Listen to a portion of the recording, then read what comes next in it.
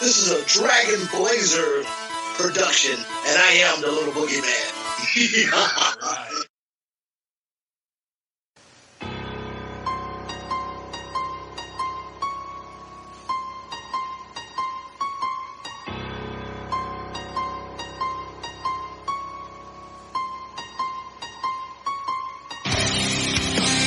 Coming down the aisle, your podcast tag team champions of the world, Boomer and Blaze.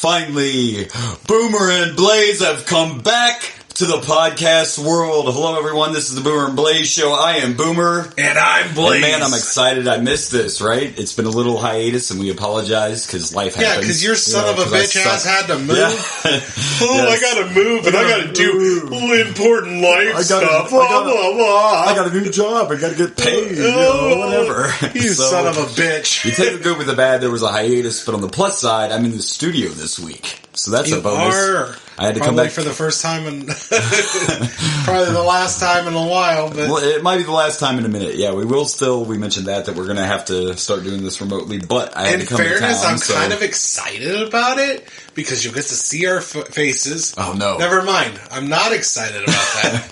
But I have ideas of how I'm going to edit the videos. Gotcha. So, and they'll be able to see my nerd stuff. I didn't even think about that. Oh my gosh! You can show off your maybe you could have a special. Maybe not even that. Like maybe you feature a toy every week. I mean, I got some cool stuff. That would be kind of cool. You have a lot of crap to show off. You can see all my cool shirts too.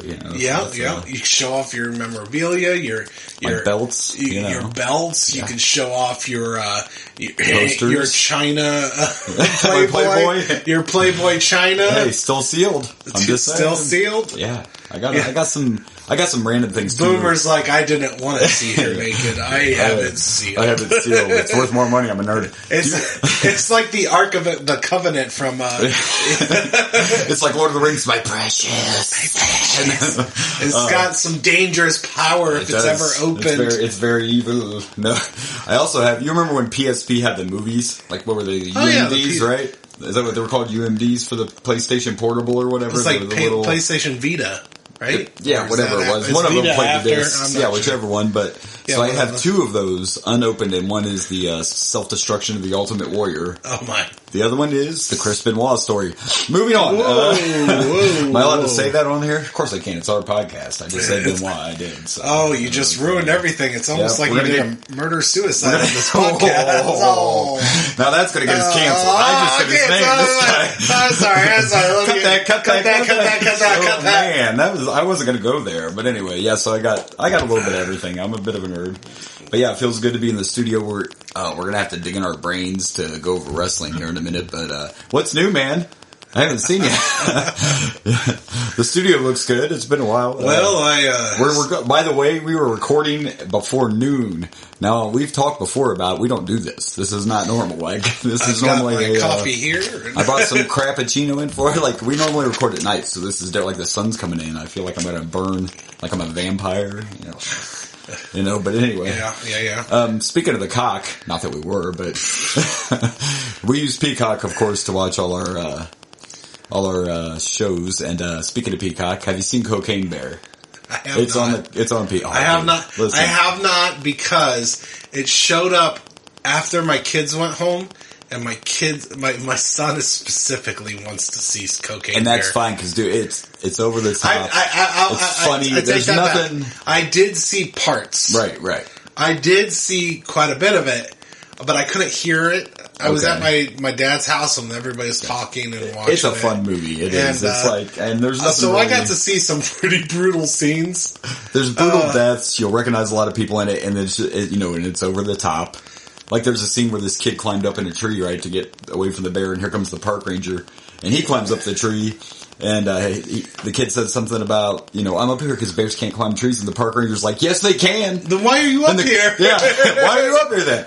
I mean, and there's nothing really too inappropriate except when the 12-year-olds snort cocaine, that's probably a little off of a knife. I mean, other than that, though, what's messed up is this movie, and I've already seen some of the deaths already. Yeah. Some of these brutal-ass deaths, and you're like, well, there's this really bad part where these 12-year-olds It's this sensitive world, so I'm just warning people, if you get offended by 12-year-olds doing cocaine, that'll be the only scene that might bother you. The deaths are great. I mean, come on, who didn't do cocaine at 12 years old? And that's what happened, because they find the coke in the woods, and this little boy's trying to act like he doesn't, so it was his fault for running his mouth. He's like, I do coke all the time. I mean, we either do cocaine, or, you start off, your gateway drug, which is pixie sticks. Pixie sticks, yes. That is actually... You snort those pixie sticks. The whole point of that company is to get you to do drugs, just so you know. And drugs are bad, okay? It's like, I'm just saying. Here at Pixie Stick Incorporated, which I don't know if is their actual company name, but let's go with that. Pixie Stick Incorporated, we don't suggest that you snort this. It's technically sugar. You should probably ingest it. Or maybe stab yourself with a... I mean, it's kind of like the candy cigarettes, right? Like, what the hell, who man? thought Like, that I was ate it when I was a kid. Oh, I did too. And I love But I also walk around and the do like gum ones that blew, had the smoke come out of it when you... Isn't that horrible? It's like, what the fuck was wrong with you people? Do you think I could sue that company because I started smoking? They were tasty as fuck, though. They were good. And it never got me to smoke. It never got you to smoke, It so never I can't got me blame to them, smoke. but I'd like to. But I cannot believe that as a child, and I cannot believe, I must have bought them on my own. I don't know, I think parents bought them for us. You know what? We got them at Halloween, What was wrong with our parents thinking, candy cigarettes, it's fine, it's candy. Haven't you seen the meme on Facebook, and it's always fucking Mel Gibson with long hair, and he's got a cigarette in his mouth, and it'll say, like, my mom in the 80s watching us open Christmas presents? Like, that's what it was, man. That's when we grew up. We weren't soft. I'm going to offend a whole generation, but I'm just saying. You know what, soft or not, we stayed out till the sun went down. We ate shit off the ground. I know this is going to be odd coming from me, and considering I just made a Chris Benoit joke. Not even the pixie sticks or the 12-year-old cocaine joke. It's the Benoit joke. Yeah, I was trying to move on. That's probably the worst part. But, you say we weren't soft, and you're not wrong per se. But, as a parent, I think it's better that we don't give our fucking kids candy cigarettes. Like, what the fuck? What are you guys like? It's like, here's a candy meth bowl right here. It's like. Well, I mean, in the 70s, they thought it was a good idea to give the kids yard darts. How many deaths? I mean, that's not even. I know it's not candy cigarettes, but it's like, here, kids, throw these spikes at each other. I feel like that's a different level of threat. Different level of threat. Because it's not a drug reference, that's for sure. But. They're not. Lawn darts aren't meant to be thrown at each other. No, but accidents happen. Dumbasses are going to do it. I'm not saying they won't, but they also can get their hands on knives, stuff like that. Candy cigarettes is only one purpose: to pretend you're smoking cigarettes. You also have the shredded beef jerky, which is real close to a can of dip.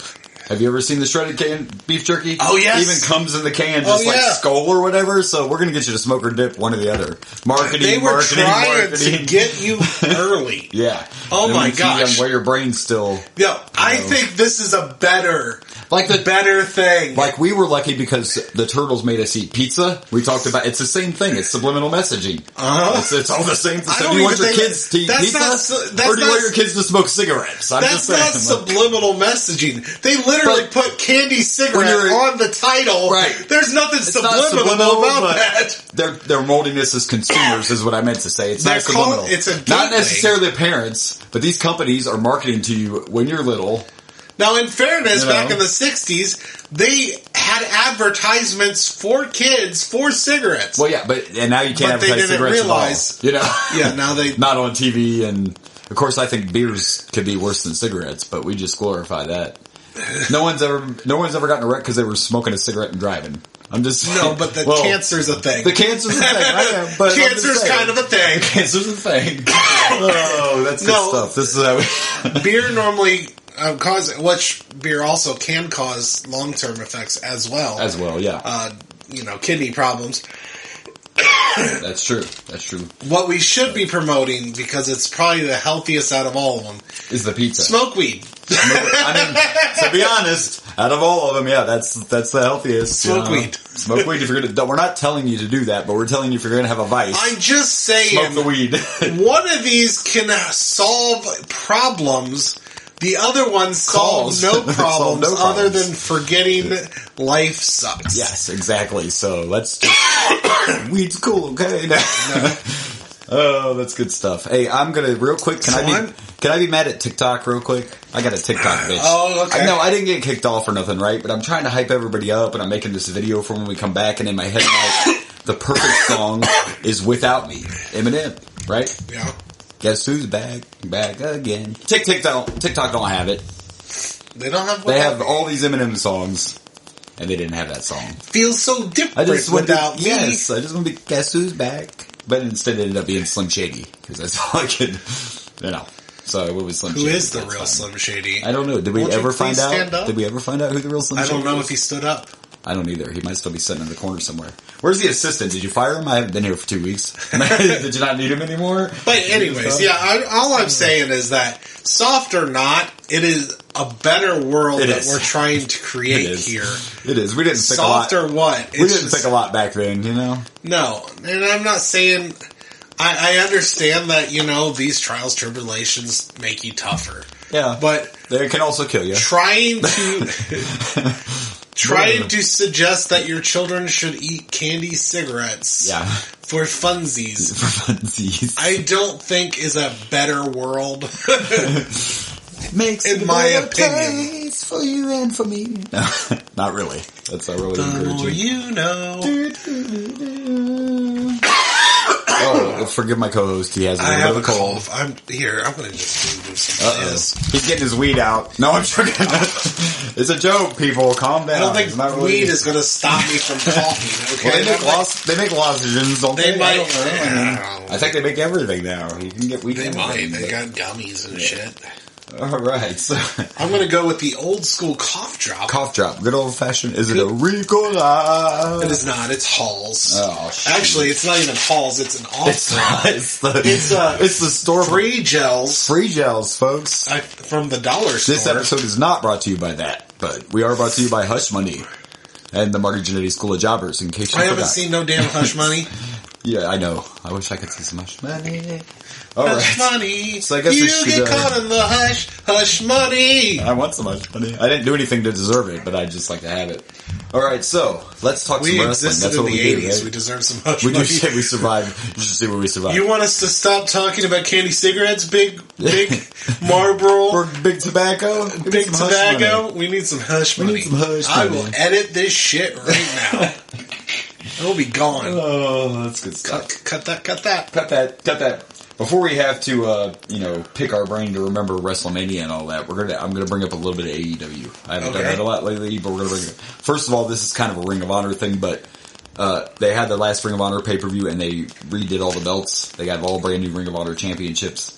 Most of them look the same. They're just, sparkly brand new, but one thing that was very cool is the Ring of Honor tag titles on the side plates now have the Briscoes on the side plates in a tribute to them. That's so cool. That's cool. I thought that was a cool deal. And sticking to AEW, let's give some love to my girl Jade. Would you like to know how long now Jade's had her title? By the way, still the first ever TBS champ. She still has that belt. Oh my. 479 days. They're kind of going as champ and undefeated. You think they're trying to do that because of Roman Reigns? I compare it more to Goldberg. Now the reign maybe, but at first because she's still undefeated. Roman's not undefeated. She's undefeated and been champ. That long. But he hasn't been pinned, right? No, he hasn't been pinned in over a year. Yeah, you're right. So it is kind of... It's been over I guess I never looked at it as a Roman comparison. I looked more as the Goldberg. But either way, yeah, it's the same thing, but it's a pretty amazing streak. And I don't know if that'll ever be broken. And if it was me, I wouldn't even have her lose it. I would give her a world title shot. If she wins the world title, she has to vacate. There you go. Because you're running out of people. Like, it's just like Roman. You know what I mean? Like, she's beat Everyone. Yeah, I mean, they gotta have to start bringing in people, but I wanted to shout out a little love to her. Do you remember when we talked on here a couple weeks ago about, it might have been the last episode because it's been a couple weeks, but I told you that FTR contract was up and they were going to have a match with the Guns, career versus champion, titles. Well, FTR won. Okay. But by the way, if you get a chance, I believe it was 2 weeks ago, go look at the entrance of the Guns in that match. They came out to fucking Mini-Men by 50 Cent. And they had on like all white gear and the smoke. It was like a badass entrance. Like when they came out, I thought, oh shit, FTR's gonna lose. Because usually I've noticed a pattern in AEW, when you get a badass entrance, you win. It's kind of the pattern. I've learned that real quick. But no, they lost. FTR won and they were on Dynamite this past week and they said they signed a brand new 4-year contract with AEW, and after that contract's up, they're gonna retire. So, and Dax actually came out and said, because a lot of people thought they were leaving. I kind of did too. Dax Harwood said it wasn't all about money. They chose AEW over WWE because of the schedule. Oh, okay. They can still see their families and they don't have to... That's a fair argument. Yeah, they were like, listen, it wasn't all about the money. It's the scheduling of it. And I'm sure they get treated better. There's got to be a little bit of bitterness with WWE, but I totally get it. You're a family man. Wrestling's hard. Like, they don't have to do like back in the day. It was every day back in the day. But I would totally take... So, I'm not trying to be a dick, and I'm not trying to discredit, but... I feel like, I think about this, if you manage your money well, yeah, I'm sure they make plenty of money where they don't need, they might not have that fuck you money, but... Well, and there's been videos of like, from that, they're not extravagant, either one of them, so that helps too. Which, listen, if you make money, you have every right to buy whatever the fuck you want. I'm just saying that there's some people... If you want to buy a crystallized dick from the minds of... It's just, I've seen pictures and stuff, and FTR have kind of moderate, to us they would be lavish houses, but they're not living in mansions and stuff. But and like you said, you save your money. I bet they still have WWE money for when they were there the first time. I mean, sure. That contract was probably... I am not trying to say that they don't deserve what they get. I get all that, but I understand. And you respect the choice I respect and understand the choice. Yeah. Like, you make decent amount of money. If one of these options, you probably make a lot more here. But if one of these options allows you to be with your family more, I respect the fuck out of that. I also always go back to you can go other places and perform, which you can't do with WWE. You can still do independent shows. You can go to Japan if that's what you want to do. Right. And that's got to be a factor too. And the WWE's not there. And you don't have to deal with Vince McMahon's dick. Well, we'll get there. We're going to get to that too because things are looking up. The dick's looking at me anyway. So I'm glad FTR's sticking around. They're still, they're right there with the Usos. I don't think we That's want my two Vince favorite. McMahon's dick. We don't want his dick to go up. We want to stay flaccid. Yes. So, I think that's all my AEW. So we didn't get to talk about this. Let's talk about the big news. I never thought I would say this. The WWE is sold. And for the first time ever is not a family-owned company. First time in its existence. For those of you who don't know, you should by now, but we're going to pretend like we've been gone for 2 weeks and that you don't know anything, so just listen. I don't care. Endeavor, the same company who purchased UFC, has purchased the WWE. And I do believe, at first I was a little weary because some things happened. Vince showed up at Raw and there were some talks, but I got some things that my sources can confirm now too and everything. Like, Vince is not in charge. Vince will only have 18% stock. Now, he will be on the board, but Triple H is now full 100% head of creative. Yes! That is why the draft is coming. That's why the draft is coming, so Triple H can reset everything to his vision. Awesome. So Triple H is in control. Vince tried to, a couple weeks ago it was true, Vince changed Raw. He tried to use that fucking dick. Vince changed Raw, and the ratings fucking plummeted. Oh my gosh, yeah. And he didn't show up at the SmackDown after, and he didn't show up at Raw, because here's the thing. Vince knows the guy who bought the head of Endeavor. He knows him. But now things are different, Vinnie Mac. It doesn't matter if he's your friend. This is a business. And when those ratings dropped, I guarantee a dude was like, listen, Vince. You know what? I like you, bro, but Triple H is in charge of creative. You need to just... you need to keep that dick in your Tony pants. Khan is the president. Or Tony. There's so many Khans. Nick Khan is the president. So they kept their positions, and Vince is going to be on the board, but Triple H is now head of creative. We don't have to worry about...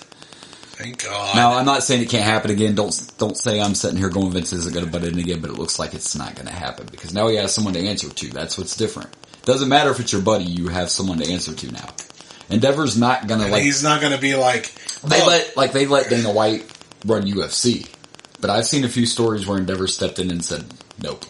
They're still gonna watch their investment. You know what I mean? They're gonna let you run it like you've always run it, but if they see something they don't like, they're gonna step in and say, whoa. You know? Oh, we're talking billions of dollars they just spent. Yeah, I heard it was one of the worst Raws after Mania. Yeah, and one of the we got one fucking return and it was I don't even remember who it was. Because you wait for the surprise returns and all that. Absolutely. There was only one and it wasn't normally the Raw after Mania is almost or you get a call up, no call ups. Like I think everybody was waiting for like Braun Breaker to show up or you know, nope. I heard it was pretty disappointing. It was a very bad Raw. I haven't watched much since then, but it does look like moving forward this is going to be good.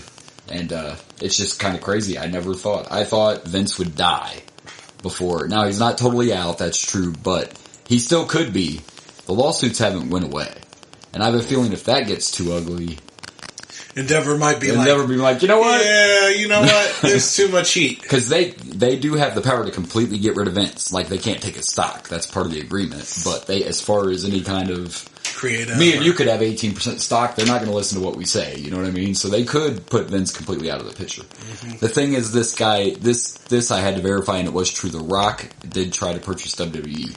Oh, did and Endeavor went like $3 million above The Rock's offer, yeah. The Rock came up with like 6.9, I think, and Endeavor paid 9.3 or something. So, oh damn! His company did try. We almost had The Rock. Yeah, take The Rock over? really did try to purchase WWE, but might have had XFL and The Rock's just. I mean, he was trying, right? Who knows? That's awesome, though. Who knows? Maybe he will get into wrestling. You never know, or come back at least. They're still talking about that, right? So we'll see. All right, so we got to rewind our brains a little bit and talk some Mania. Okay. I know it's been 2 weeks. I hope you have the list of matches in front of you so we can talk. Well, I can pull it up, but I do want to say real quick that it seems to me like, once again, ever since Mania has been 2 nights, night 1 blew night 2 away. Night 1 definitely. And that's not the first time. I was like super excited for night 2. I thought for sure when I looked at the lineup for night 2, I was going to be like, oh yeah. Oh my gosh, night 1 was great, but this is going to be better. Potential here, yeah. And I don't know if I set my expectations too high. I feel like I set my expectations too high. You expect it though to be. Well, we're going to get to it when we talk about the individual matches. You would at least expect for it to be just as good. And before we even get there, I'm going to tell you right now, it's not because Cody lost. That's not the reason. Match quality, overall show. Night 1 was way better. It has nothing to do with who won the main event, which I didn't hate, by the way. But we'll get to that, too. I am not really that upset that Cody lost. So anyway, we'll break it down. Some of these might be quick, but let's talk about that opener. John Cena versus Austin Theory. Now listen, in Triple H, I trust, but a couple things, the match wasn't that good. Like, Theory broke out as a heel. I had no problem with the biting and, the ref bump and the low, but dude, you can't, it's WrestleMania and you bring John Cena out with the fucking Make-A-Wish kids and then you make them lose? Not cool, dude. Like, low blow. Like, I saw those Make-A-Wish kids and I was like, oh, Cena's winning this. Not only that, badass G.I. Joe shirt too, by the way. John Cena's so good. Oh my gosh, his little nuts. Like, you brought the Make-A-Wish kids to see John Cena get hit in the crotch and beat? That's right. That's not cool. And those kids are like, I think, John Cena, you need the wish. Can I make a wish? Can we get rid of fucking Austin Theory? I'm sorry. I didn't hate it. I mean, I also... Okay, but taking that out, I was kind of being ha-ha. I didn't hate it, and I think it helped Theory in a way that, it made him dirtier. Like, I'm old school. I think John Cena... if you're a heel... I don't care. Bite, kick, dirtiest player in the game, Ric Flair. I'm fine with that. Cena's lost a step, and it seems to me like he maybe wasn't quite. It wasn't that good of a match. Is all I'm saying. Like I expected. Cena looked a little rusty. I think I respect Cena for doing the job, the proper thing when you're older and older. You help push a younger superstar. When I thought that Cena was going to go over, I didn't think it would end that. Like, I thought they might have done that to help build Theory. Like, I didn't want Cena to be the full-time champ. You know what I mean? Well, I like. So I see why they didn't do it. I like that they pushed Theory. They pushed him out, and then, but he didn't win cleanly, which I was okay with too. So I was fine with. people complained about that, but did you really want Austin Theory to pin John Cena clean? No. That would not help him be a heel. No, I think they did it the right way. Yeah, I disagree. No, that's what I'm saying. This was probably my least favorite match of the night. They did do it the right way at the end. Is what I'm saying. I agree with the way they ended it, but some people complained it's like it wouldn't have helped Theory to beat Cena clean. It would have been the wrong heat. That would have been the wrong heat. What better way to get heat than to do it for the fucking Make-A-Wish kids? Yeah, exactly. God. You just whacked Cena and the Can't See Me's. Yeah. And then won in front of a bunch of Make-A-Wish and dying kids. Right. That is the best way to be heat, to get your heat. Exactly. I thought it was great. I thought it was great for Theory. Austin Theory. This thing I picked up. Let me see. Okay, let me do this differently. That one I had open didn't have the matches in order. Like, what do you... Oh, yeah. I want them in order. I know that was the first match. Here we go. Anyway. But yeah, overall, it wasn't a bad match. It was cool to see Cena get to kick it off. It was cool to see all those kids out there, you know. But definitely not like my favorite match of the night, but it was okay. It was fine. The next one, though. So I had very low expectations for the 4-way tag, the men's 4-way. Oh, it was a fun Very shit. low expectations. It was good. That shit was good. I felt Gable was very impressive. Gable was very impressive, and I'm not a huge Alpha Academy fan, but Gable was impressive. There were some great spots. Of course, the Street... By the way, I got to bring that up. I called that. Profits. You'll have to go back and listen, but I picked the Street Profits to win this match. I actually got both tag team matches right in my predictions. Just thought I'd throw that out I'll there. be damned. Yeah. Well, I would have to listen to all our predictions to remember, but I know I picked... I have it on my list. I haven't listened to it. I know I picked Cena. I think you picked Theory, but I could be wrong. But I know I picked Cena, yeah. This one I picked the Street Profits, and yeah, that was a hell of a match, dude. I wouldn't hate it, like, I think it was Chad Gable afterwards said that it'd be cool to see this come back every year at Mania. I'd be okay with a tag team showcase. I mean, if you want to spice it up, make it a number one contender 4-way. You know, give them an award for it, but yeah, it was... Yeah, absolutely. It was a good match, and it wasn't a bring me down either. Like, people were already hyped because Cena was out there, and then you brought him up even more with this tag team match, so yeah, that was a good one. I liked it a lot. I enjoyed it. Like I said, I thought... There was a lot of cool high spots. I remember that was the point. There was a point in that match. Chad Gable did something, and I texted my friend, and I was like, holy shit, Chad Gable. Yeah. And he's like, I haven't been able to start watching it yet, and I had to stop texting. And that's why, like, I'm not trying to hate on the Street Profits, but that's why I want to see Gable get a singles push, and not a comic. He probably deserves it. You know what I mean? I want to see. But he's so good as a comic. He is, but I don't like him. But you never know. Like, I don't know if you've seen. Speaking of someone that switched, like, I don't know if you've seen any of Matt Cardona's stuff now. Used to be Zack Ryder. Like, it's like day and night. But dude, he's such a good heel, and he's such an evil asshole. Oh, like, he don't even look, you wouldn't even think that was Zack Ryder anymore. You know what I mean? He's supposed to be coming to WWE, isn't he? There's rumors that he's coming back, but we'll see. Sometimes rumors are just rumors, you know. So. Fair enough. And after the 4-way, we had, well, you know, a match involving somebody I'm not a fan of, but it was Seth Rollins and Logan Paul.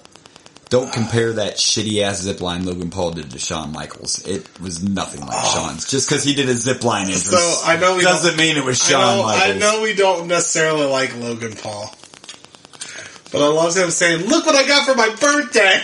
Now that was funny. And I don't care that he came down on the zipline, but you see these idiots on the internet going, he paid tribute to Shawn Michaels. That was nothing like Shawn's zipline entrance. Yeah, but you know what I want to point out is I think Seth Rollins' outfit was a tribute to Shawn. Like, that felt like one of Shawn's WrestleMania outfits. I've seen a lot of different things about Seth's attire. And if you don't remember, he had on pink and red. And then he had on like these...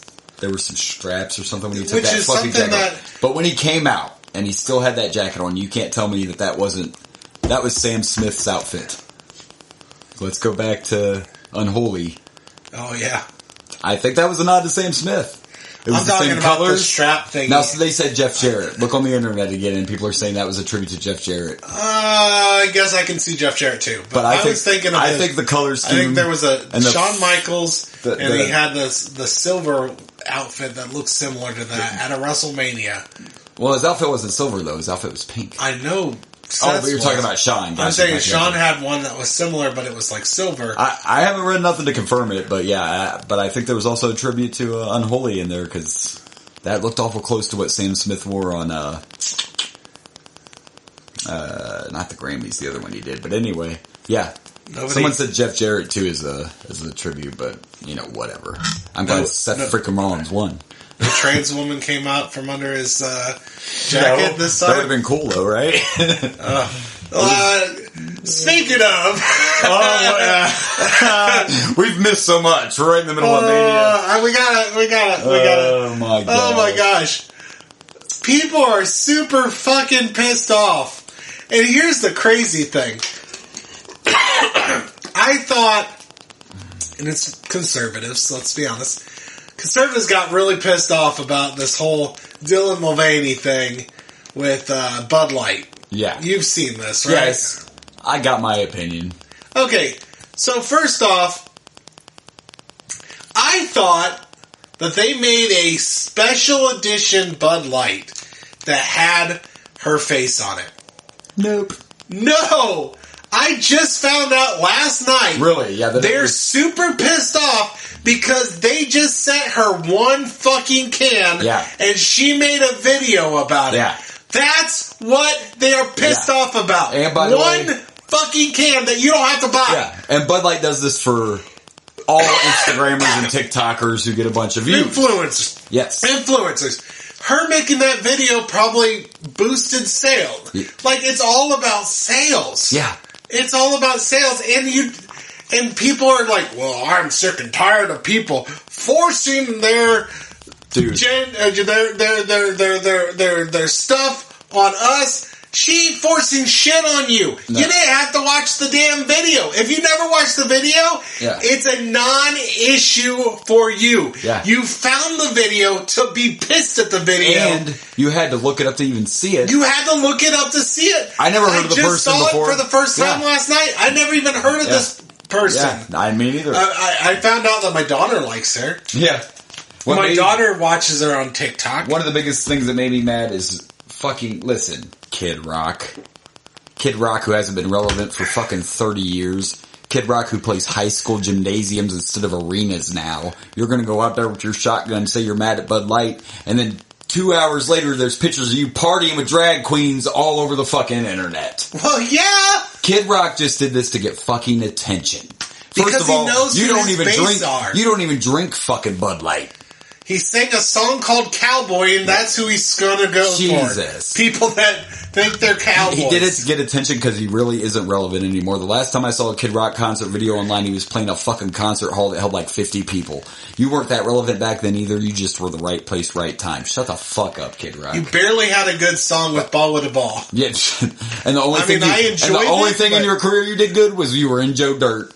Other than that, I'll still say that Picture song is one of the worst fucking pieces of crap I've ever heard. Like, come on, man. I swear to God, that song came out, and every time I go to karaoke, everybody wants to sing that fucking duet. I put your picture away. You I put your fucking Bud Light away. Put the fucking song away, because I'm done with it. God. Cut it out. I hate that song.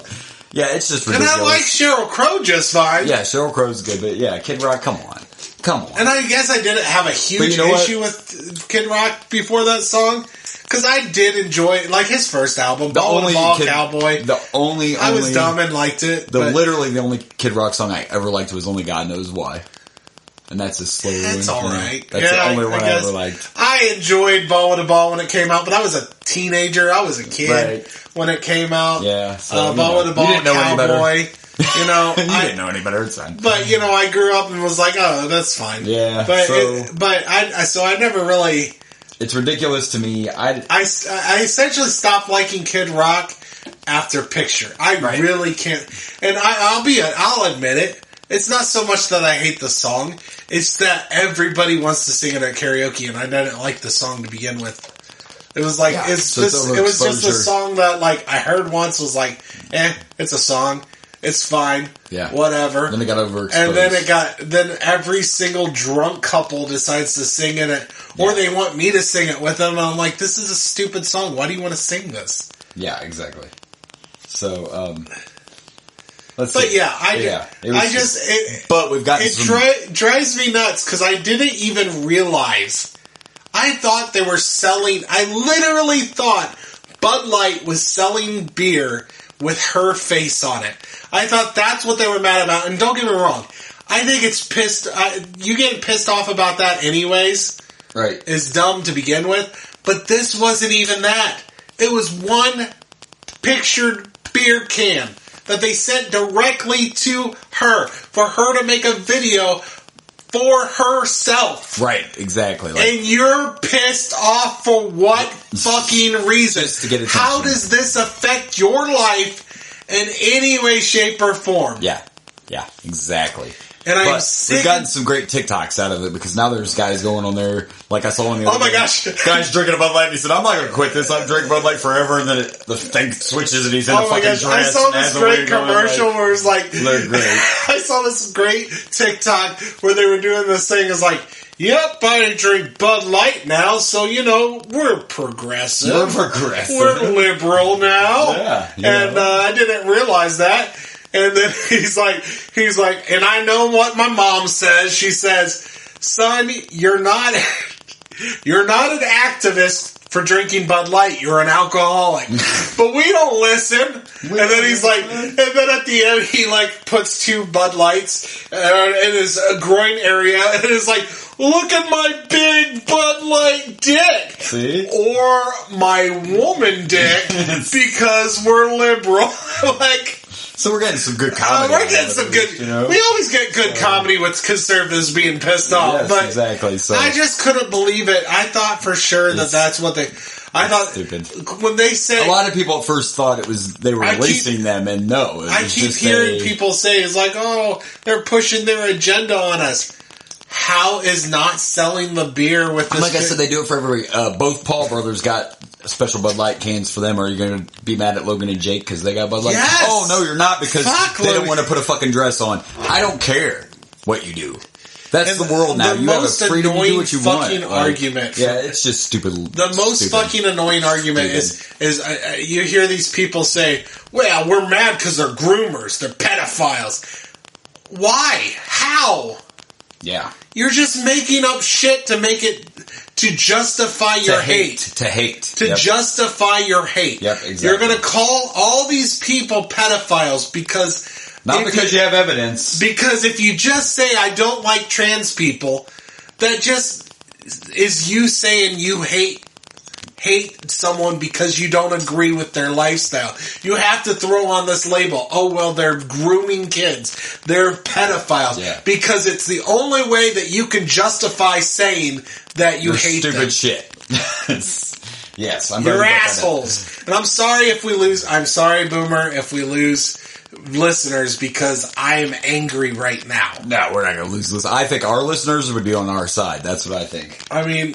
I'm just saying. I try not to be too fucking liberal on this thing, but... It's ridiculous, though. Come on. It's ridiculous to be mad about this. Yeah. And I barely give you a pass if Bud Light was actually selling cans with her face on it.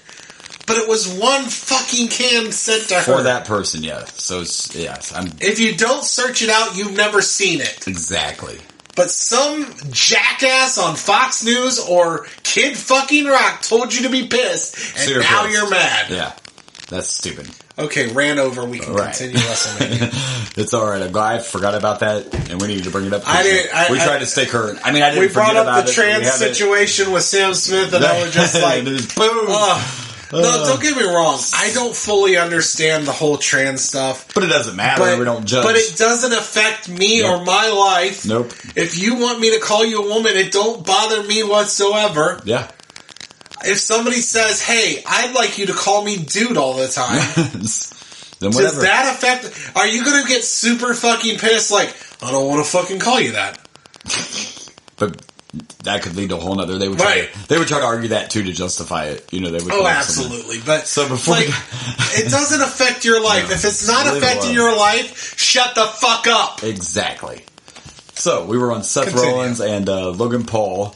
By the way, Logan Paul has signed a new contract with WWE. I'm not a huge fan, but he does. It was a good match. Draw. It was a good match. Whether we like him or not, he's a draw. He draws money. So. but I'm glad Seth won. I might have been really pissed if Seth lost. I'm glad Seth won. Yeah, Seth deserved that win. I think he did nothing against Logan Paul. I just think Seth deserved a better opponent than that.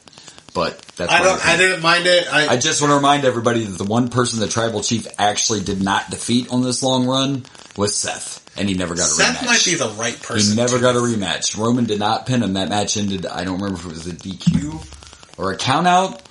But that was the time Seth dressed in the Shield gear and he came out to the old Shield. But Roman did not pin him. Roman did not beat him. So I just want to point that out.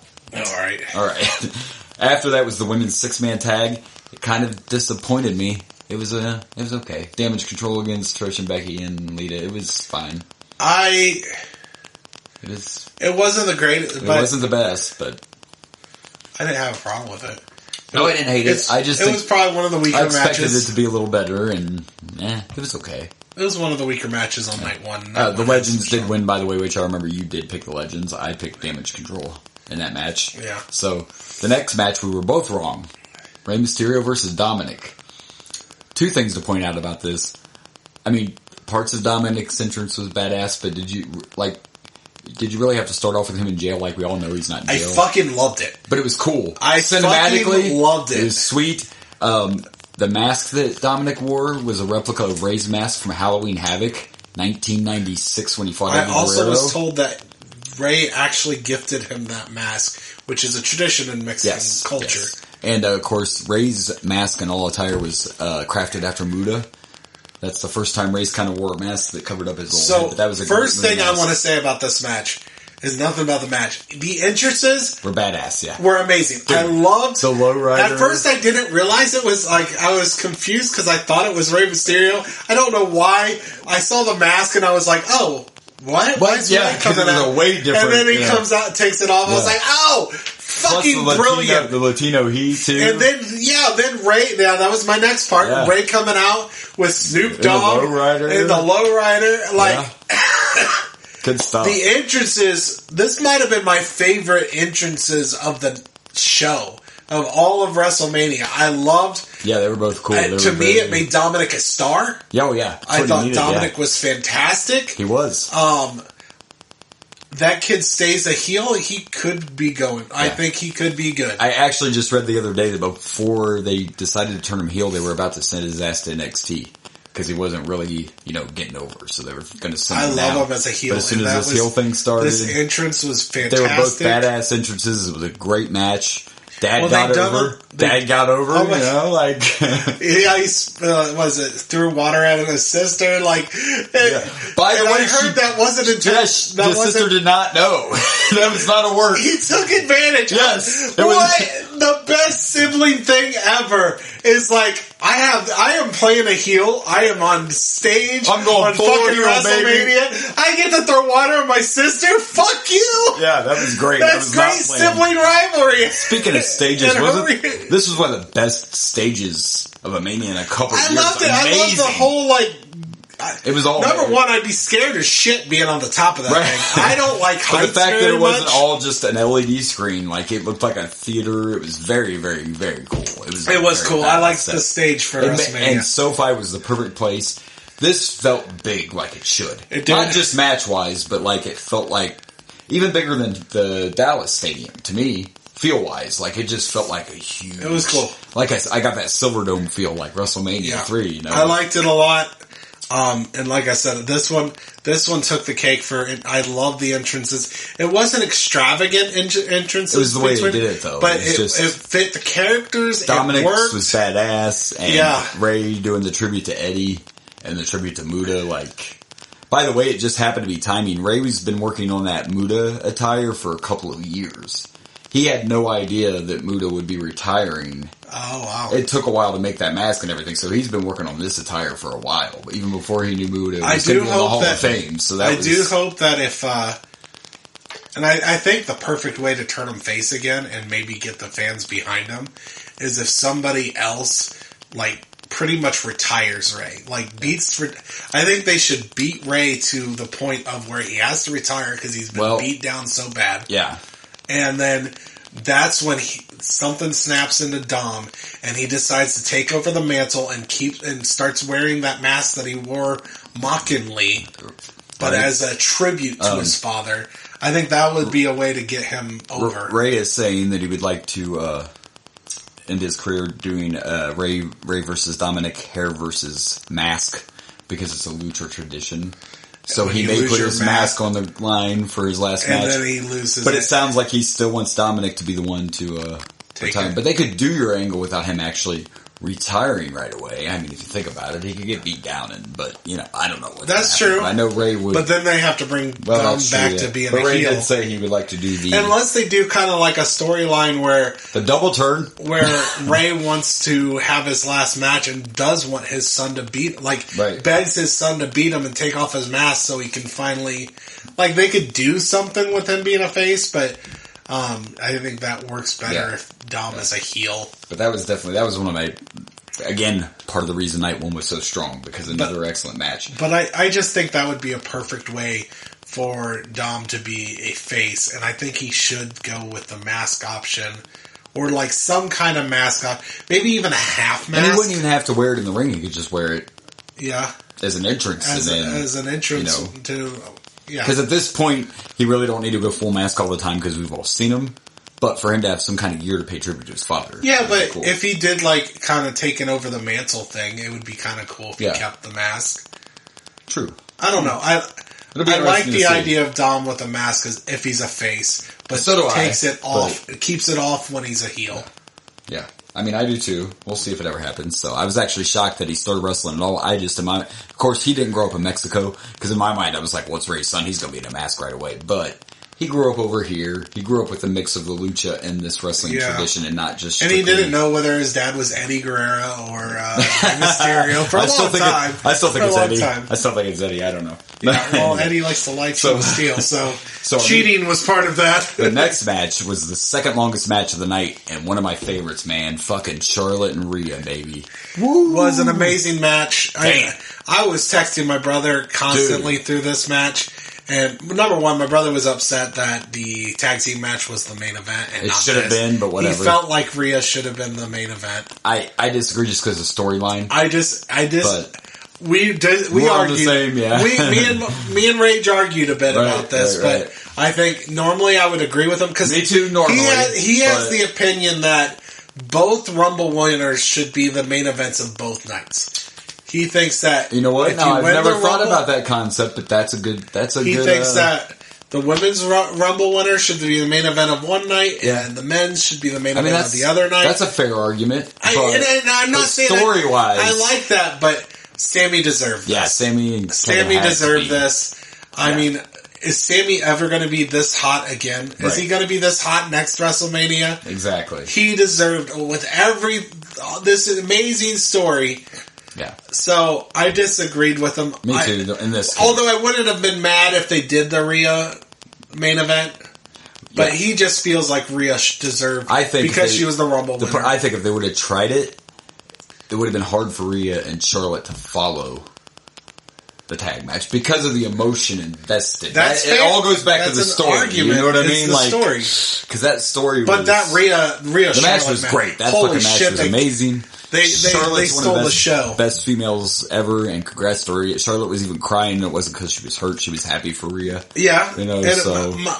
I remember texting my brother during that match, and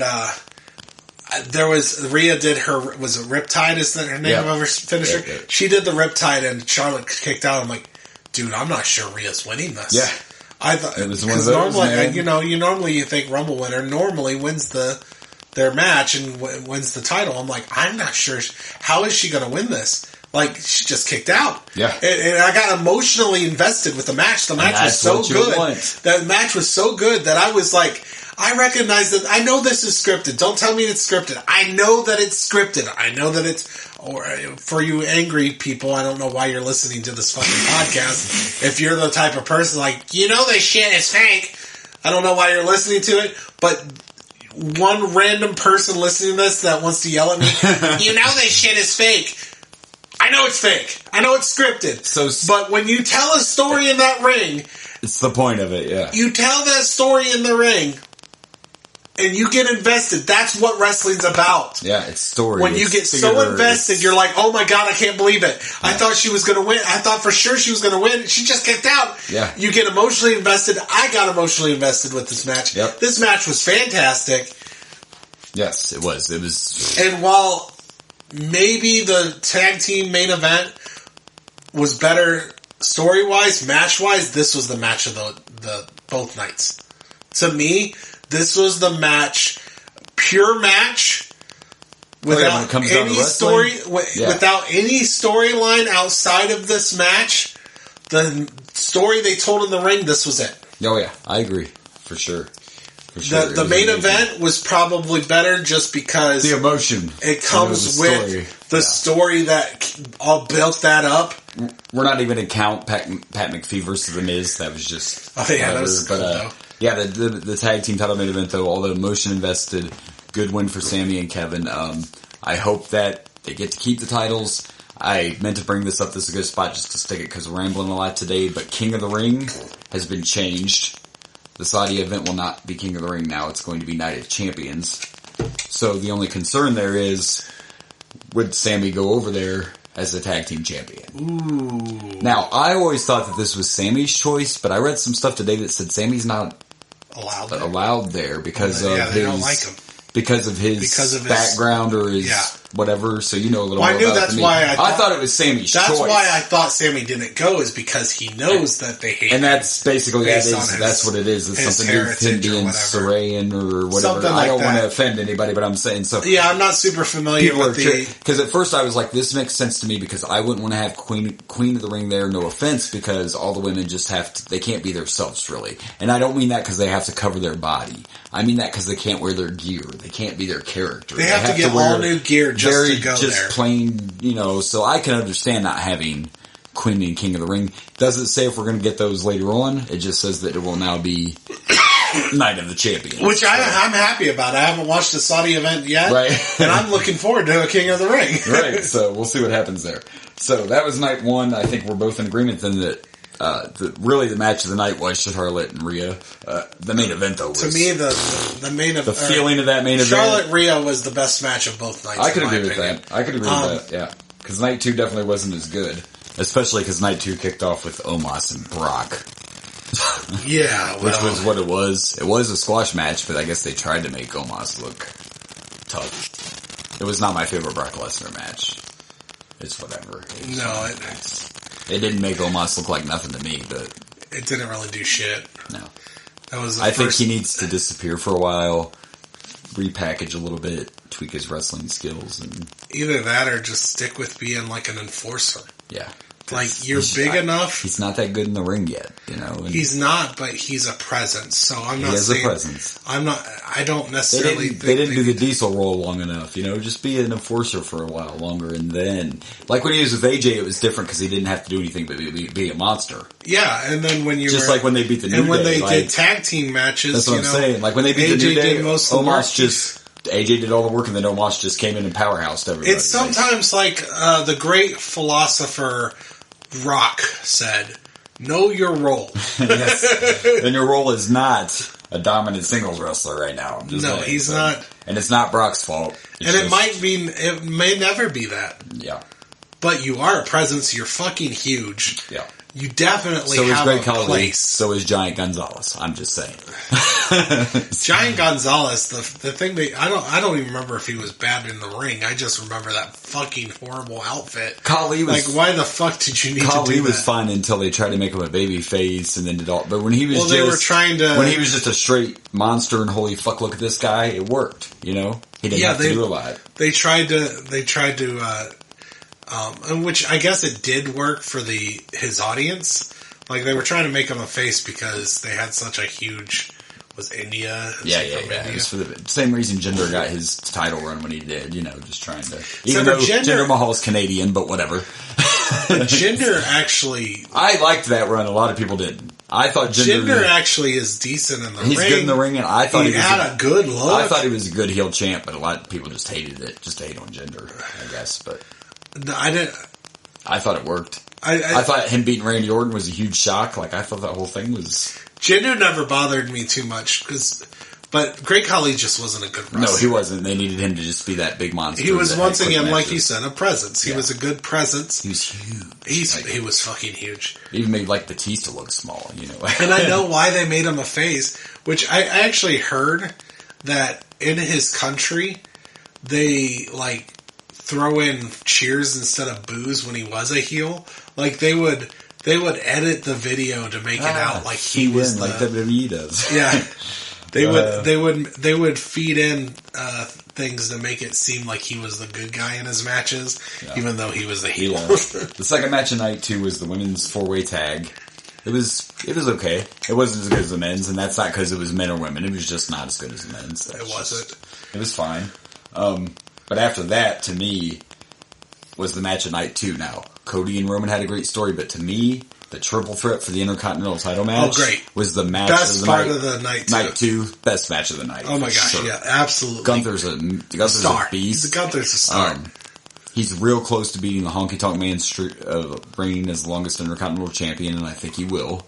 I didn't want Gunther to lose. I just thought he might have because they put him in this situation where it was a triple threat. That's the only reason. If you get technical, I was kind of fully pulling it.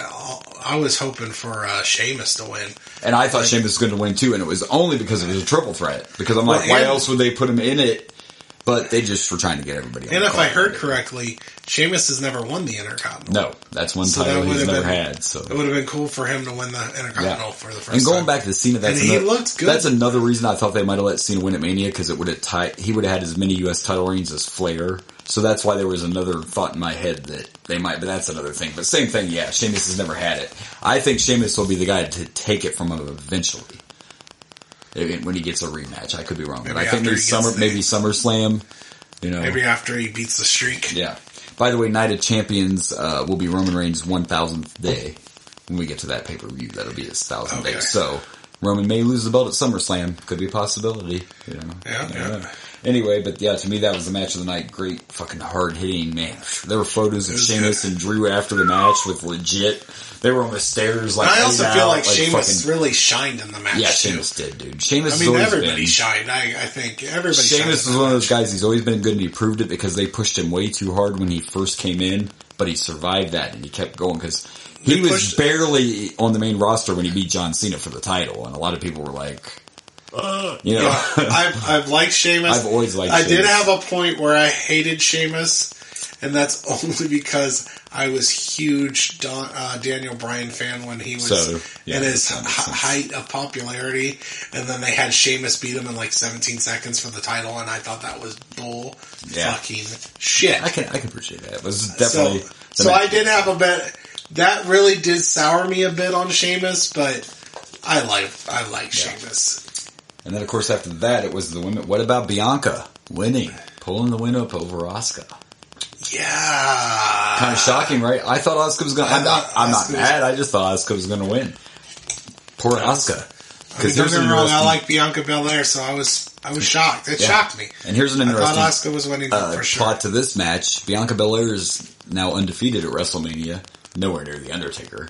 And Asuka hasn't won yet at WrestleMania. Really? So, interesting, huh? Interesting. You thought that might have been the night. I wonder if they'll keep that streak going for Bianca. And Asuka. Is there an always... Not quite as concerned. Is there an always defeated streak? Like I'm 0-21 at WrestleMania. It could be like the opposite streak. I mean... Remember Kurt Hawkins was doing that right before he left? Were you watching then when he was doing that losing streak thing? He was counting his losses and he got up to like 250. You would have loved it. I think I did, actually. Yeah, it was one of the greatest. I'm at 170 straight losses. Like, now he's in the Indies. But that match. How many Bianca Belair WrestleMania matches has she had so far? I think 4. It's not a lot. She's still, but she was champ. Where did Edge lose it? Because Edge had the streak. Yeah, it was when he took on the Taker and it was in the 20s somewhere, I think. Really? 20s? Oh, well.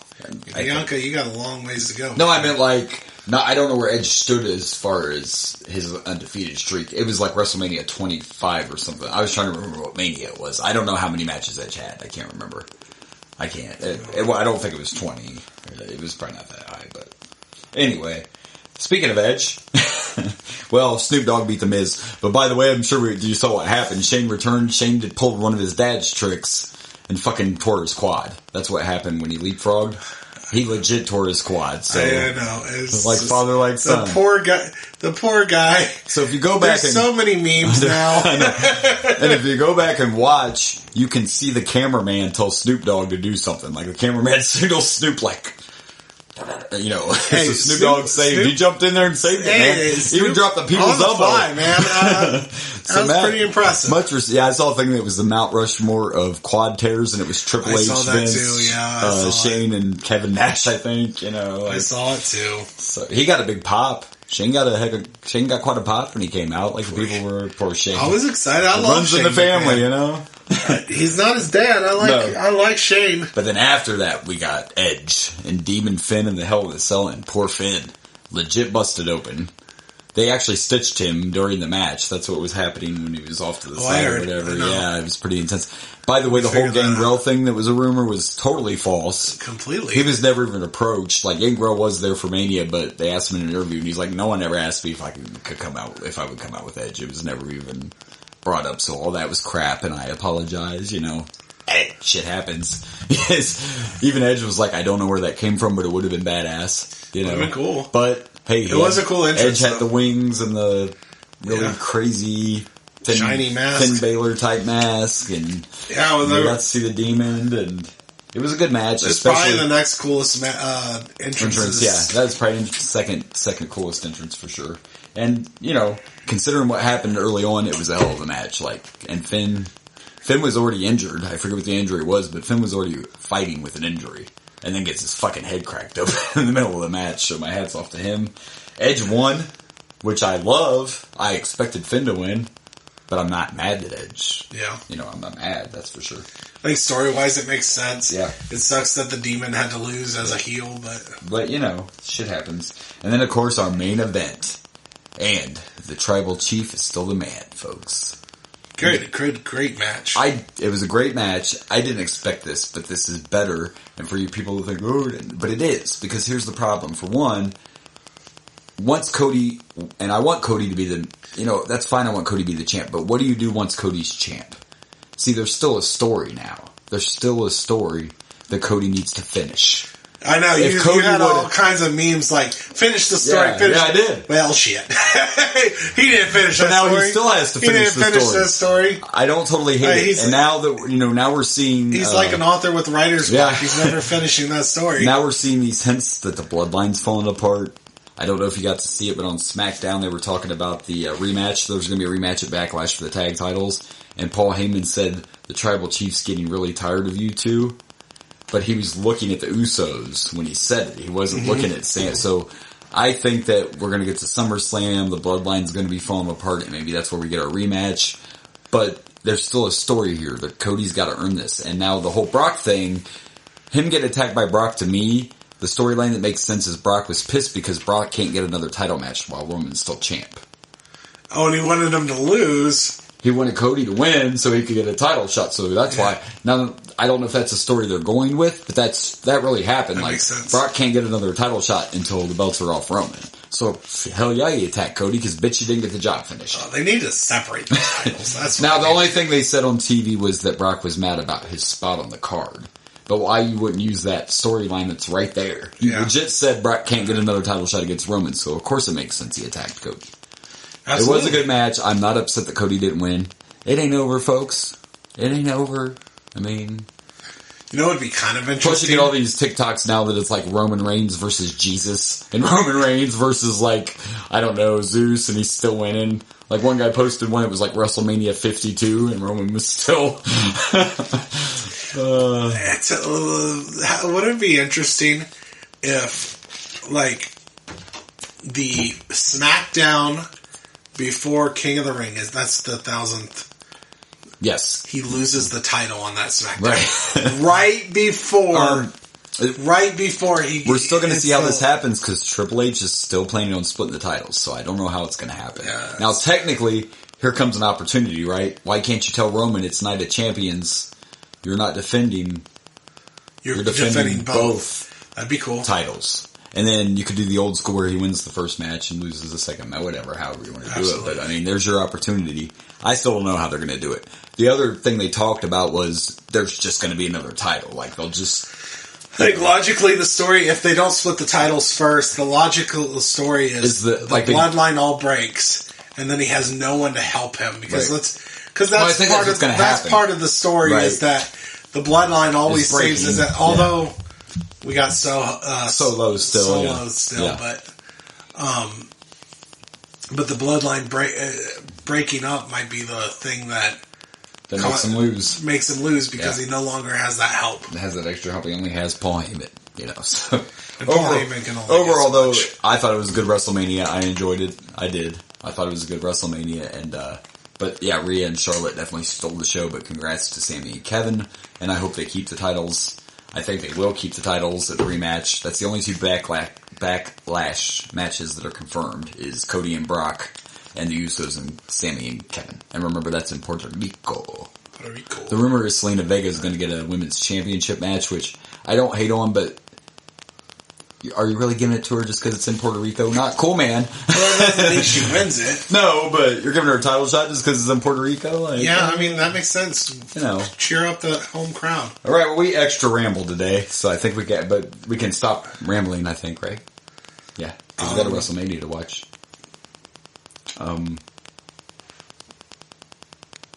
So... My co-host pointed something out. That's why we work well as a team. I forgot to bring something up when I was discussing AEW. The first thing I'll say is AEW is getting another show called Collision. It'll be on Saturday nights. And now they're saying that for this new show, there's going to be a roster split. And do you know why there's going to be a roster split? Yeah, I have heard rumors, yes. You've heard rumors? I have heard rumors, yes. There's going to be a roster split because they're bringing back Punk. And from everything I've been getting today and that I've read, like, this isn't a rumor. This was part of the deal for this TV show. So the reason they're going to do the hard roster split is basically, if you like Punk, you're on Collision. If you hate Punk, you're on Dynamite. So they could, so they can separate. So they can Punk keep him away from the Elite and touch him. Kenny and I know the rumors started. I understand Punk is a draw, but that is a lot. Not only that, like fucking show based around one man. Well, they probably did it to sell the airtime, I guess. To me, and it's all just goes back to the unprofessionalism. Is he going to do that again? That's the thing. Like, you're literally willing to inject poison into your company, hoping that he's going to behave and keep his nose clean. Well, I think they're hoping. And now all those people that said, as soon as he announced they were going to Wembley Stadium, people start saying, well, you need Punk to sell the tickets. You need Punk. So you're just going to go ahead and take Punk and sell out Wembley so all them people can say, told you couldn't do it without Punk. Punk wasn't there when AEW started. I don't think they need Punk to sell out Wembley Stadium. Maybe they do. It's been a long time where no wrestling's been in Wembley Stadium since fucking SummerSlam. Like, I don't know, man. I don't want Punk back, but it looks like that's what's happening. And to go, like you said, to go to that extent, that's above anything Hulk Hogan ever got. They didn't know, we're going to have an exclusive show on SmackDown is The Rock's show, and if you like The Rock, you're on SmackDown, and if you hate him, you're on Raw. That wasn't how that worked.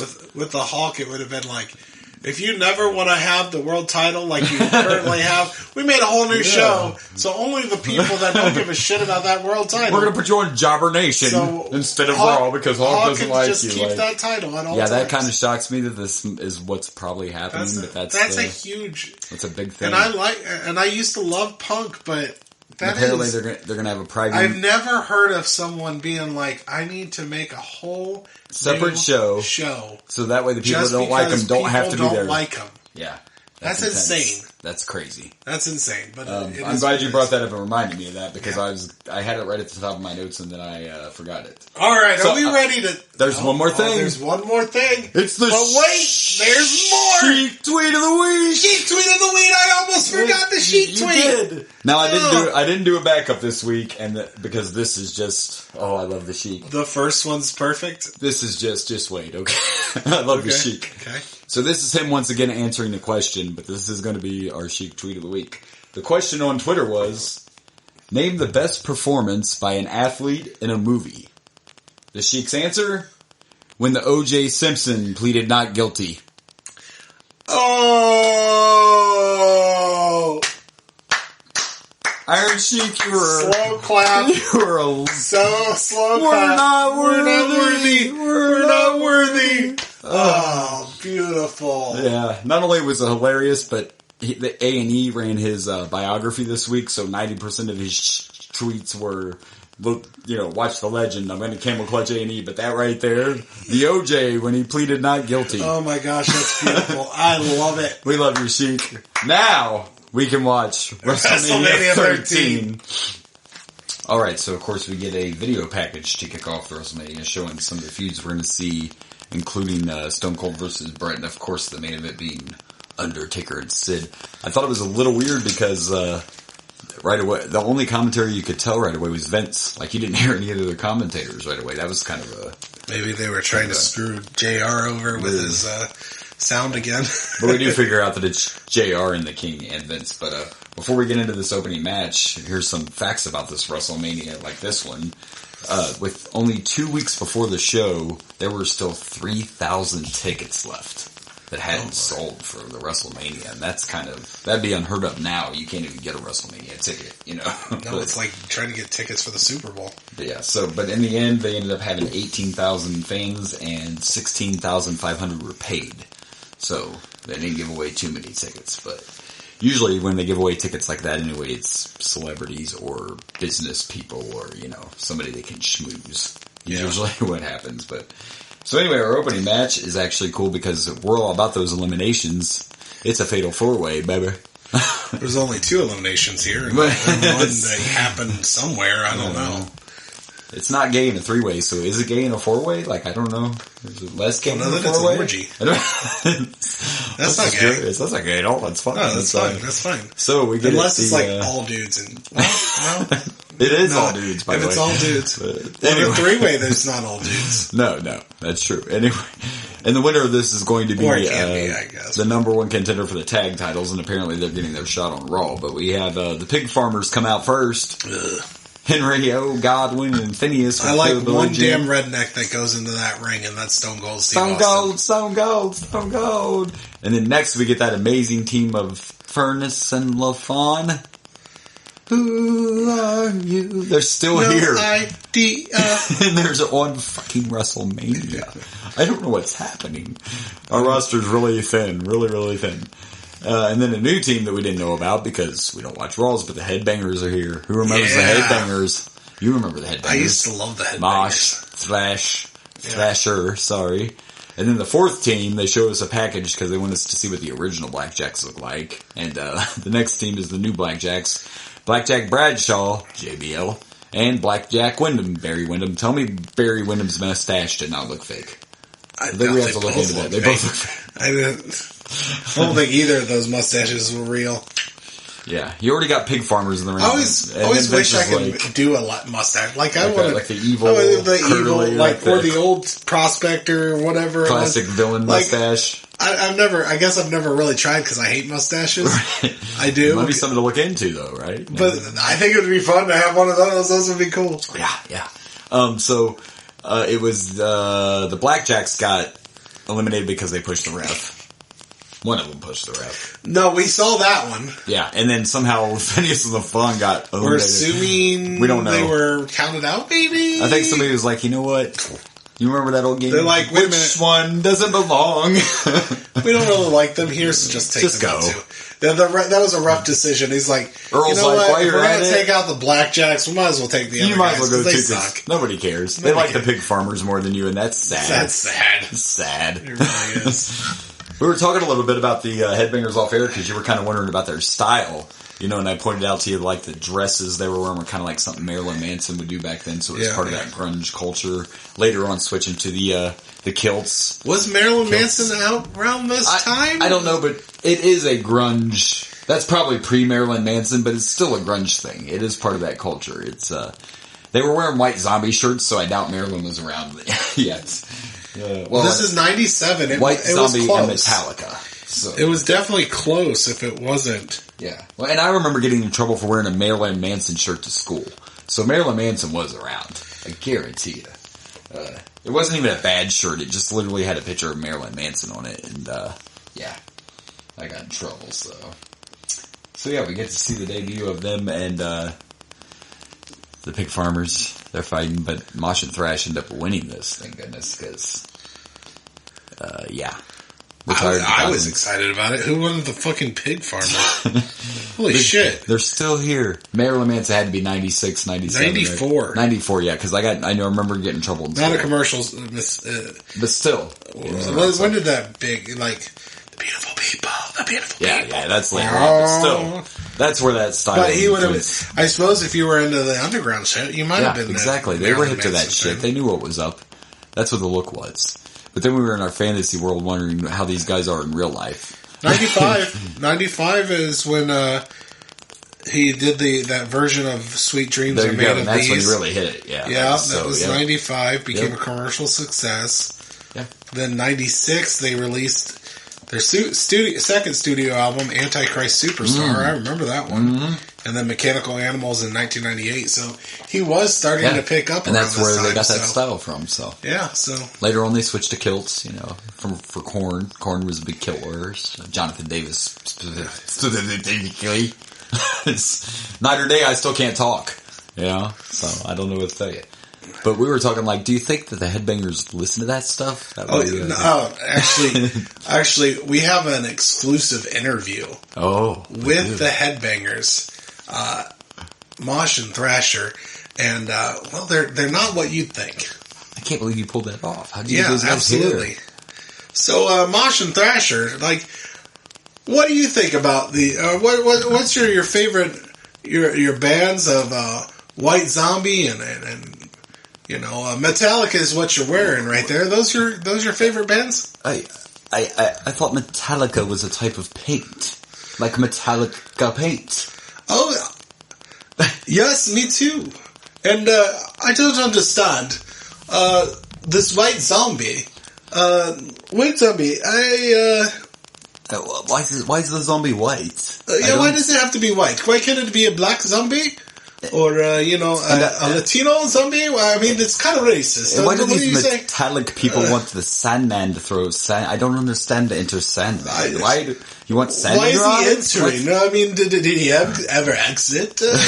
I mean, have they ever listened to, Beethoven or Mozart? I tried to listen to one of this White Zombie, and it was more human than the human man. But how is that possible? I don't know why he's more human than the human man. That makes no sense. That's idiotic. Absolutely. I don't understand it at all. What the bloody hell are we listening to? How can you be more human than a human? That's like waking up dead. And what makes you more human than the human man? I mean, are you more... I don't know. Has that something to do with the Sandman again? What are we doing? I don't understand what the dresses, though, they're not dresses. I know. You know what? I do know the Sandman song. Yes, you do. It's, absolutely. Absolutely. It's like, Mr. Sandman, bring me a dream. Yes. That must be the Sandman song they refer to. And our mums made us these, so don't make fun of our clothing. These are not dresses, these are man skirts. They're classy. That's right. They are man skirts. We identify as badasses, I believe, is what they said to us. Yes, badasses. And I can assure you there's nothing pierced on my body. These are just, you stick them on. That's right. What do you think, I'm a pig? They're like strap-ons. Farmers, those pig farmers. Oh my god. I can't even They smelled so bad. Smelled so bad. They didn't have any class. They've probably never been in a shower before. It's disgusting. I bet they don't even know what a Beethoven is. They probably think it's a dog. We are actors. That's why we can be Mosh and Thrasher. Because we are performers. Absolutely. Of the theater. And it was a lot of money, too. Wow. Yes. Where did you get that? Where did you get that interview from, man? That's crazy. Where did that? It was in the archives, man. There's so many of these. That doesn't. I would never expect that from the Headbangers. No, they were Mozart. They didn't. Where the fuck are they? They didn't like. Did he say his mom made that skirt? What the hell? His mom made his dress. What the fuck was that? Well, his mom was a very good dude. They had me fooled. Seamstress, yeah. They also didn't like the pig farmers, which I found interesting. That was who does? They also said they smelled. Oh my gosh. Well, I imagine they did. Yeah. Being around all those pigs. And these classy gentlemen won the 4-way too, so congratulations. This is what I imagine with the pig farmers. They either smell terribly because they're around pigs, or they smell delicious because they're around cooked pig. Because bacon smells great. Because if they smell like bacon, that's a whole nother, that could be true. Well, interesting interview, and the only reason this match wasn't bad is because of the 4-way, like, there were some I like seeing the headbangers. And the headbangers even though they're not actual headbangers. We just know that we're getting closer and closer. Actually, when I was reading about this WrestleMania a little bit, somebody's words were this was, the Attitude Era was in the incubator here. Like, we're in the incubator now, and the Attitude Era is about to hatch, you know what I'm saying? So that's why I'm excited, too, to see the Headbangers. But not a bad way to kick it off. It was entertaining. It was fine. You know, the crowd was into the Headbangers. Yeah, they were getting some love, so they must be faces. They went back and forth, but I'm assuming they're faces here from the cheering. I think so. Yeah. I think even if they're heels, I think people they still that are got fans of like quite a bit. Grunge music and stuff and into that kind of thing. Yeah. I think they were. It's good marketing, that's for sure. Not a bad way to kick off Mania. It wasn't outstanding, but it didn't it entertained me, and I like elimination matches. So I'm going to give this 3 dresses made by Mum. My mum. I'm going to give this 3 bang your head. Touche. That might be too are headbangers. Too early of the headbanging, but you know, I went with hair bands, but you know, bang your head. Yeah, you're going like 80s, but it's fine. But you know, it fits with the headbanger situation. So. I'm not going to argue. Absolutely. All right, let's get to the next match. Alright, so before our next match, we get the Honky Tonk Man coming out, and this time he's actually going to stick around and not just disappear like the last time. Remember we got ghosted? I think it was the last pay-per-view, like Honky Tonk just came out. Yeah, he just wasn't there. It was really weird. This time, he's actually going to stay and do commentary, and then we get a crowd shot, and they show Captain Lou Albano in the crowd, huh? How about that? So our next match is for the Intercontinental title, and it's the Sultan, a.k.a. Rikishi, with the Sheik, the Iron Sheik, with the Iron Sheik, and your favorite, Mr. Bob Backlund. Fuck that guy. And of course, the champion is the young Rocky Maivia, the young 3rd generation High Chief Rocky Johnson. Blah blah blah. You know. Blah blah blah. What's famous about this match? It's not the match, I'll tell you that. But the match wasn't that. What's famous about this match? Rocky sucks. Yes. Rocky sucks. And we were trying to discuss as we were watching this, like how this happened, because it really is just one of those organic things. Like it's not, I feel it's kind of like the Roman Reigns disease that they were just trying to like shove Rocky down your throat. I bet 80 times during the match we heard Peter Maivia or Rocky Johnson or 3rd generation or, and how quickly he won the title and the fact he took it from Hunter, who was actually, even though he was a heel, he had a lot of. He was pretty popular because he was so great of a performer, and here Rock's not. And I mean, even Rocky today would tell you, like when he started, he was not that. But this chant, this unfortunate chance to one of the greatest superstars of all time, is what brings him to. Yeah, I mean, if we would have never got the Rocky sucks, his character may not have evolved like it does. May not. Like everything happens for a reason. That fan hatred is what he needed. Because you got to think at this point, he's thinking, no matter what, he's thinking, well, I'm doing good. They put the belt on me, you know. He's thinking he's doing fine, but end of the day, it's a business. So not that great of a match, and The Rock won with a roll-up because the high cross body didn't work. A fruit roll-up? Yes, he won with the fruit roll-up. And then after the match, he goes out of the ring and immediately is supposed to be interviewed by JR, and he gets attacked by the Sultan. So they start ganging up on him. The Sheik's got the camel clutch on him. They're beating him down. And who comes out to save him? Rocky Johnson.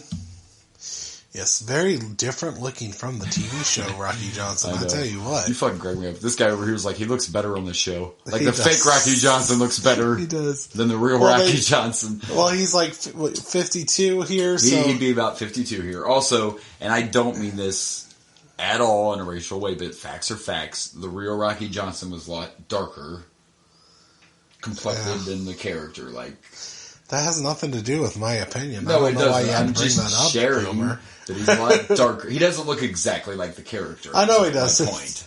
gosh. I also recognize that they haven't aged him up on the show. They haven't aged him up on the show. So I was just making but a joke. It's a great portrayal, and I wonder if, because Rocky Johnson died in 2020, and I can't remember when Young Rock actually started, but it would have been around then. I think it's 2020. Yeah, so I don't know if he ever got to see himself. Or to see the man He might have got to, maybe he might have got to go to maybe he went to the studio as they were filming. So. It's really good casting, though, and I have a lot of respect for that guy, because you can tell he studied, to actually be Rocky Johnson. I mean, it's good stuff. So. Yeah, I like that guy here. But the best part of the match was probably all the stuff afterwards. It wasn't that great. The Sultan hit one really cool super kick, but other than that, it was kind of eh.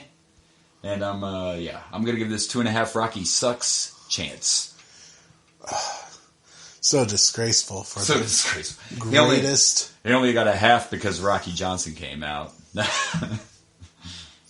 Oh my gosh. Listen, before you rank it, we got to bring up Jerry Lawler's line. Oh yeah. I almost forgot. So, and I don't know exactly what they were talking about on commentary, but out of the blue, you hear Jerry the King Lawler say it was so bad Christopher Reeves got up and walked out. And I looked it up, and Christopher Reeves, this happened. His injury, and if you don't know, first of all, you should know he played Superman. He played Superman in the original, the 1970s Superman movies, and he liked to ride his horses. And I guess during a race that he was doing, he fell off the horse, and the spinal cord caused him to broke his spinal cord, and it caused him to be paralyzed. Yes. He is paralyzed in a wheelchair at this point, and Lawler said... In 95, this comment was made 2 years after. It was so bad Christopher Reeves got up and walked out. That's terrible. Just hit stop. We're not going to top that. We'll see you guys next week. That's the line of the night right there. I'm just going to quit right now. So no, it was okay. It was what it was, but hopefully they got some... Well, listen, I know there's one outstanding match on this WrestleMania for sure, but hopefully there's a little bit better. I'm going to rank this 2.5 most electrifying man in sports entertainment, but just not yet. I'm really looking forward to seeing Nation Rock. Oh yeah, because that's when he starts becoming the Rock. That's when and he's more self. And I remember it, but I don't remember it as well as the rest of his career. So I'm looking forward to seeing that Nation Rock again. I'm excited about that. So I'm trying to remember, when does he do the speech? That's on a Raw. Is it on? We might have to just that's on a Raw. Watch that real quick. We might have to watch that segment like we did when Sean lost his smile. Like we could watch that segment. Yeah, because that's because we saw it on the Young Rock, and I want to see the actual segment. Right. I think it would be cool. Yeah. All right, so let's see what's next. Alrighty then.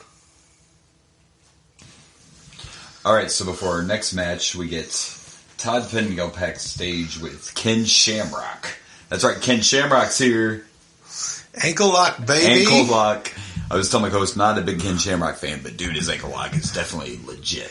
I guess I don't necessarily, I remember Ken Shamrock, but I don't remember Ken Shamrock. Like, I remember he was there.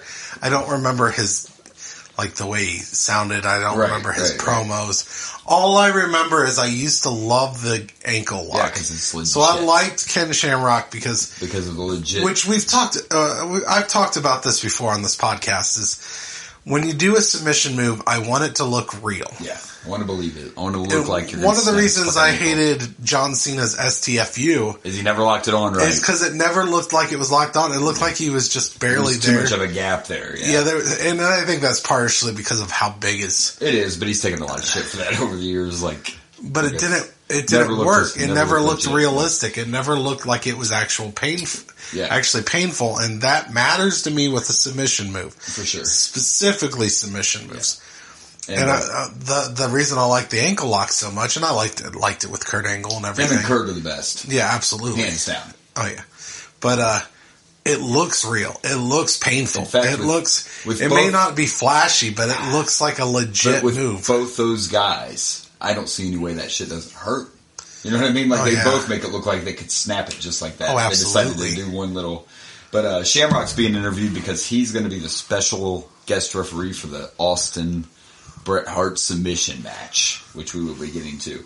Then they cut from Todd to Doc Hendricks, who's with Triple H and Chyna. Chyna doesn't say shit. She just stands there with her arms crossed. She doesn't need to. She just looks scary. Looking like a badass, and I was telling my co-host that here you start to see Triple H change his mannerisms a little bit. He's still dressing like Hunter Hearst Helmsley, but he's not being as like upper class. Like the Headbangers are. Yeah. He's not acting like that anymore. He's getting a little more, attitude. He's got some braids in his hair. He's getting a little more, So our next match, though, is Triple H versus Goldust. Do we have to say any more? Like, before the bell ring, I'm like, here we go. Time for a good Mania match. It was. And we got one, for sure. 100%. Because it's two guys that know how to work. One of my favorite things that Goldust does, and Cody does it now, but Goldust did it so good, was when he drops to his knees and he smacks him with that, that uppercut. Yeah. I mean, it's so simple. But that shit sounds really good, Yeah. There were several good spots. There was a spot where Triple H got caught up in the ropes, but he was on the outside of the ring, so he was kind of just dangling, almost like he was crucified. Yeah, I said it. And and he was getting stomped on, and the ref was struggling to get him out, and then Goldust kicked him to help untie him. There was another spot where he fucking legit put Triple H's head into the top of the post.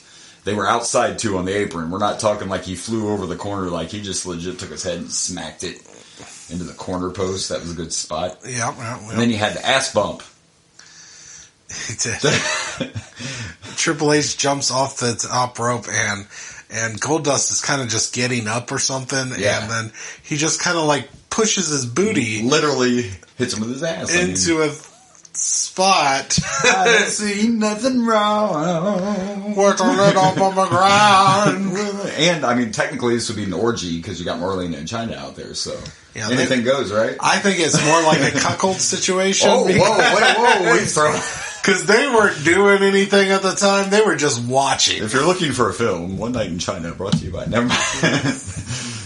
We also had to look it up because China cuckolded all of us. We were talking the off-screen stuff, and I thought that Triple H and Chyna weren't together yet, but it seems like they were immediately. Yeah, from 96 to 2000. So pretty much right away. But yes, they really did date, folks. And a lot of people believe... Chyna did struggle with some drugs and such, but a lot of people believe the reason she was let go is because, Stephanie came in and stole the game. If you know what I'm saying. It's all about the game. I'm just saying. And that's how she played it. So at the end there was a little chaos, and ultimately Triple H won with the pedigree. But dude, what about how Chyna grabbed Marlena, and I thought they switched Marlena out with a doll. Legit. Was that not crazy? Well, it was kind of dumb for Marlena to attack Chyna like that. Yeah, not a good idea. It didn't end well for her. She bear hugged her and then just picked her up and was literally just fucking shaking her like a beanbag. Yeah, I kind of felt bad for Marlena. I was worried. I was worried that whiplash. I was worried the puppy might pop. One of the puppies might pop. Yeah, we were worried. Yeah, were we worried about that? That was really a concern. It'd be horrible if one of her boob jobs. Oh no! Wardrobe malfunction. The crazy thing is, Marlena's not. I'm not trying to bash the woman. Marlena's not really that pretty. Just because you got an ass and a rack doesn't make you. You don't have to look. Sorry. Oh, wow. This guy's on a roll today. I'm just saying. I've been listening too much Jerry Lawler. What was that comment? Dang it, I didn't write that one down. Oh, I know what he said. He said, because he was talking about the Goldust thing and how it's related to movies and all this, and he's like, I think they've filmed Gorilla in the Mist in China's shower. Lawler's gold, man. Oh. But to me, to this point, I know we're not done, but this so far has been the best match. To this point, I would say. Definitely. Dude, again, if you're a Hunter hater because he had the title so much, just literally, we started watching this man from the beginning. He's always been good. So good. Even when he first started, and he wasn't totally green because he was in WCW, terrorizing. But even in the beginning, dude, he was good from the get-go. Yeah. I was not a fan of that character per se, but as far as the in-ring work, come on. I kind of like the character. I'm talking back then. Don't get me wrong. I'm talking about back then. I know. Not now. I wasn't into it. But here again, how good I am at picking them, right? I got a good track record. I hated Rock. I hated Triple H, whatever. If I hate you, you end up being a star. So, Austin Theory, things are looking up. He's probably going to be one of the best wrestlers out there. Yeah, because you hate him. Because I hate him. So, but anyway, yeah. I mean, I just wasn't a fan of the character at first, but now to this point, when China came in and he started getting a little more, himself. He got to become a little more. Well, yeah, and don't get me wrong. I love him more now, like as Triple H. And I think that's part of when he first came out. I was like, man, this guy's so good, but his gimmick's just I think that's kind of what bothered me. But I liked his. I'm especially now. I'm kind of like now at this point when I started, Percy, and he's just like kind of. This is when I started liking him more. Like when China came in, he started getting a little. I like a good heel that just thinks they're better than everyone, and that's what he is. That's his gimmick. Yeah. Just feels like he's better than everyone, and I love it. We all know he did the nice little bow right after he beat Goldust. Right, yeah, and he also, in the middle of the match, when Goldust was beat down, he bowed at Marlena. He was like, hey, yeah. Besides, we all know there's only one person that's better than you, and that's MJF, not Triple H. So anyway, a good wrestling match. I mean, and there is a story there because they've been feuding for a while, and apparently Marlena and China have gotten into it a few times, and fucking Marlena. The first time we saw China was her choking the shit out of Marlena. Yeah. And now Marlena's dead now. Poor Marlena, she's been just... Who is never... coming out. She's never been a wrestler. She was never... And she's just been coming out with Goldust, and she doesn't really get involved. Yeah. And now she's got this, like, badass woman just destroying her every fucking show. She was never a wrestler, but I'm pretty sure we're going to see her in one or two of those famous Attitude Era or Bra and Panty matches because you didn't have to really wrestle. No, you did not. I think she's in one or two of those. I'm hoping they left those. Because on Peacock, I'm not 100% sure. Shouldn't you see Bra and Panties on the cock? Doesn't that kind of... Yeah, I feel like it fits. Feels like it fits. And well, if it maybe not Bra and fit, Panties, maybe... Anyway... Definitely the best match so far, and I mean, it wasn't over the top, but it was just a great wrestling match, and I was entertained, and the China thing God, that one was strong. I'm going to give this 3.5 bear hugs. I don't want one of those bear hugs, but I'm going to give it 3.5 bear hugs. I'm going to give this 3.5 fantastic China films. One Night in China can be found at... No, I don't know where you can find that. Either that or Gorilla in the Mist. Gorilla in the Mist. Fucking Lawler, man. I like China. I'm sorry. But, man, these Lawler quotes... And I don't know if you noticed, but I kind of stole one of Lawler quotes there. Yeah. When I mentioned that Marlena attacked China... That's what Lawler said. Lawler's okay, I missed that. Like Lawler was after he's like, I can't believe Marlena was dumb enough to attack China. Was dumb enough to attack China. Well, it didn't go well for her. Bet she won't do it again. In actuality, I don't know if we explained this, but Triple H comes off the ropes and Goldust is picks Marlena up to get her away from China, to protect her from China. And Triple H just knees Goldust in the back, which knocks into Marlena and throws Marlena into China's arm. Yes, so that's what actually happened. Yes. I just stole a Lawler quote because it was so good. Because he's the man. It was good. All right. Lawler's the goat at being a dick. Yes, he is. He is. Some really terrible comments, and I'm here for it. I'm here for it. You couldn't get away with it now, but... I forget, because I kind of,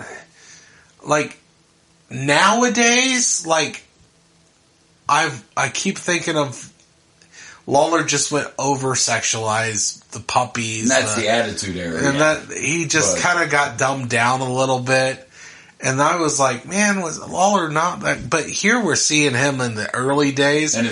And his mic work is fantastic as a heel. Definitely. And I sometimes forget how good Lawler was. Yeah, he's on the money, man. We all remember and we all love JR, but we sometimes at least me, I guess I can't speak for everyone, but at least me, I forget how good Jerry Lawler was on the mic. No, before all the famous just being puppies and everybody's hot. Yeah, just...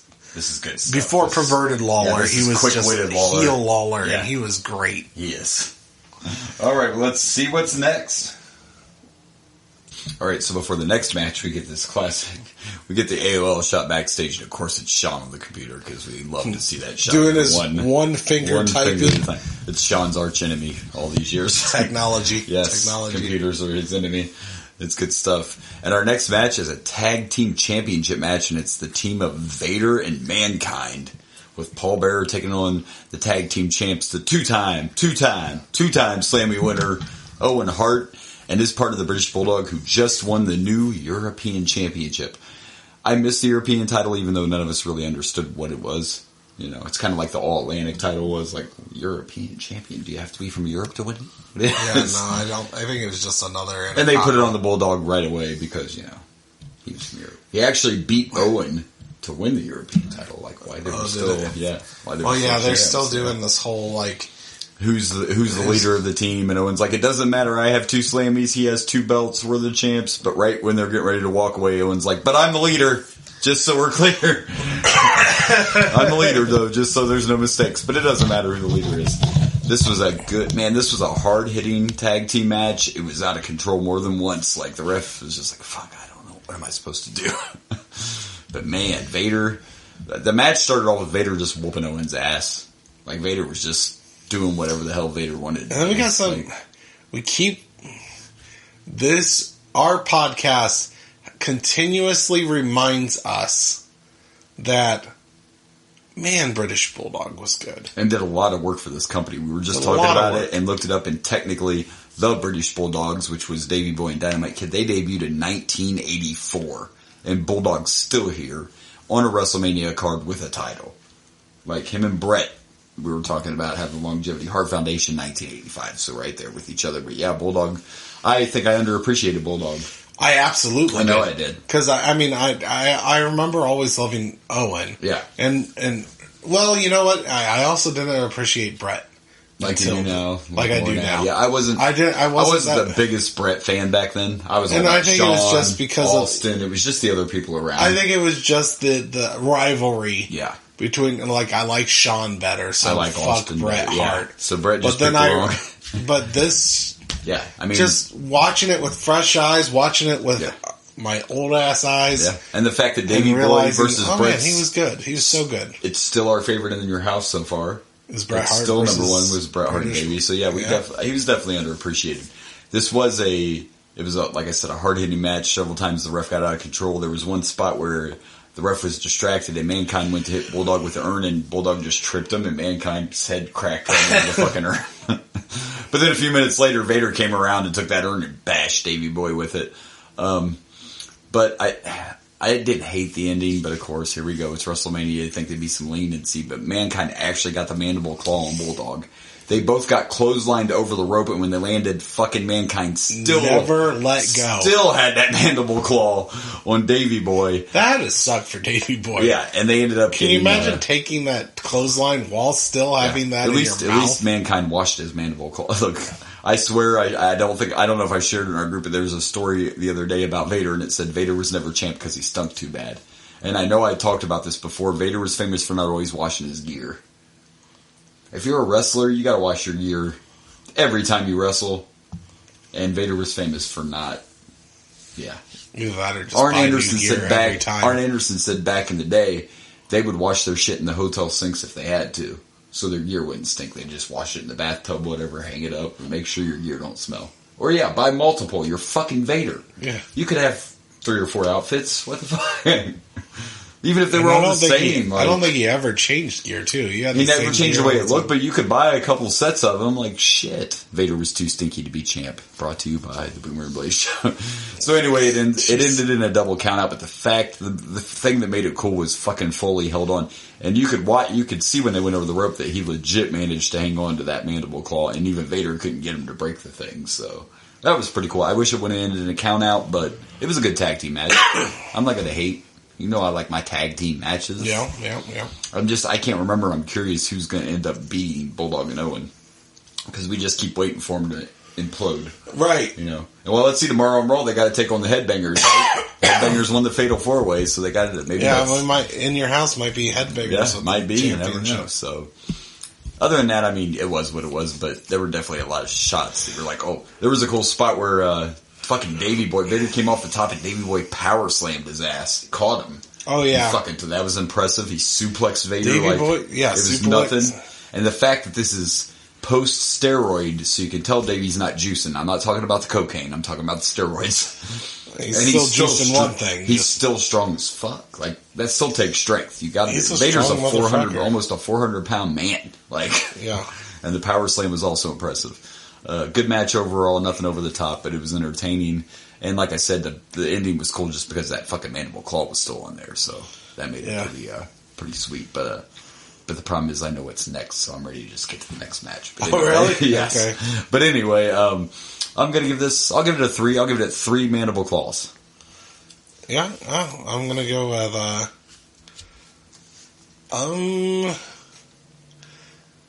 3.5. Holy shit! Did he pick that man up? By the way, a quick boomer fact about this: Mankind went to the hospital after this. He thought that there was something seriously wrong with him, and he might have to have surgery because he had a lot of issues going on with his body. And basically, all they did is they hydrated him and gave him an ice bath, and he was fine. Like he thought it was something more serious. Like his body was just so beat up because we all know he's a crazy motherfucker. He's a crazy motherfucker. And also, by the way, it shocks me they didn't sell very many tickets, and this was also one of the lowest watched WrestleManias. And so far, I think it's been a pretty decent card. Yeah. I mean, there hasn't been no really shitty matches. No. And Goldust Triple H was really good. And even the shitty Rocky match, we still got the iconic Rocky sucks chant. So I don't think it's been totally horrible. Time, But the thing is, I know what's next. And what's next is fucking Stone Cold and Bret Hart in the submission match. Oh, yes. Fuck me. That's our next match, baby. Hell yeah. Let's get to it. Indeed. Woo, buddy. This, ladies and gentlemen, is what you have been waiting for. And real quick before we even get into it, here's a little fact for you. This was actually, Bret Hart set a record for the most consecutive WrestleManias. Not wins, but most consecutive. This was his 12th WrestleMania, but it was also his last. So, his record wasn't broken until The Undertaker broke the record for the most consecutive, which, became 13, and since then, Taker went on to have 16 consecutive. Even though Undertaker had that streak, he missed a Mania or two because of injuries or whatever, but this was Bret's 12th WrestleMania in a row, and what a match, folks. This is what wrestling is about. This was a submission match, no DQs, no countouts, and of course we have Ken Shamrock as the special referee, and right away Bret and Austin just start fucking going at it immediately. They go and start fighting into the crowd, and there's a spot where they're in the crowd, they're going up the arena stairs, and Austin tries to pile drive Bret onto the stairs, and Bret fucking backdropped him instead. Yikes. And listen, we all know how this works, but you can't really fake getting backdropped onto fucking concrete stairs. Like, you just gotta take that. It's not like they have padding on stairs. No, that's just a bump you have to take. Like, there's no... there was a point where Austin threw Bret into the stairs, and I thought the stairs were going to fly into the fucking crowd. Like, this was hard hitting the entire match. We were just randomly talking amongst ourselves during the match and how you want to believe. And as soon as we're talking about that, Bret goes to get a chair, and he saw the WrestleMania 13 padded chair, and he's like, fuck that shit. Fuck that. He goes for the steel chair. The blue steel chair, the fucking ring bell in the ring. We haven't got to that yet, but we still got video playing. But it was a hard-hitting, hard-fought, just fucking, they were beating the piss out of each other. There were a few moments where I thought Bret looked like he was really pissed, because this is where Bret starts getting legit angry. Like, I think he is. Yeah, I mean his contract's almost up. We're getting close to the famous screw job. He wins the match, and he goes out, and he starts slapping hands away from fans. Flipping people off. He flipped off some fans. Mind you, I think they flipped him off. I forgot to mention that we haven't gotten a lot of like special WrestleMania interest to this point, but when Stone Cold came out, there was a big black glass panel that said Austin 316, and it shattered. It was like right in the entranceway.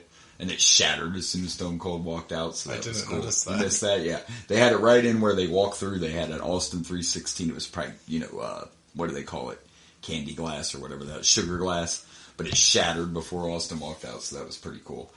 And then there was the spot where Bret sent Austin into the guardrail really hard, and when he come up, oh yeah, baby, we have blood. We have blood. And not just a little blood, like Bret Hart bulldog blood. Like, serious, intense blood. And I actually got a little backstage fact about that, too, because we were still in the era where they were not... He did not legit get busted open.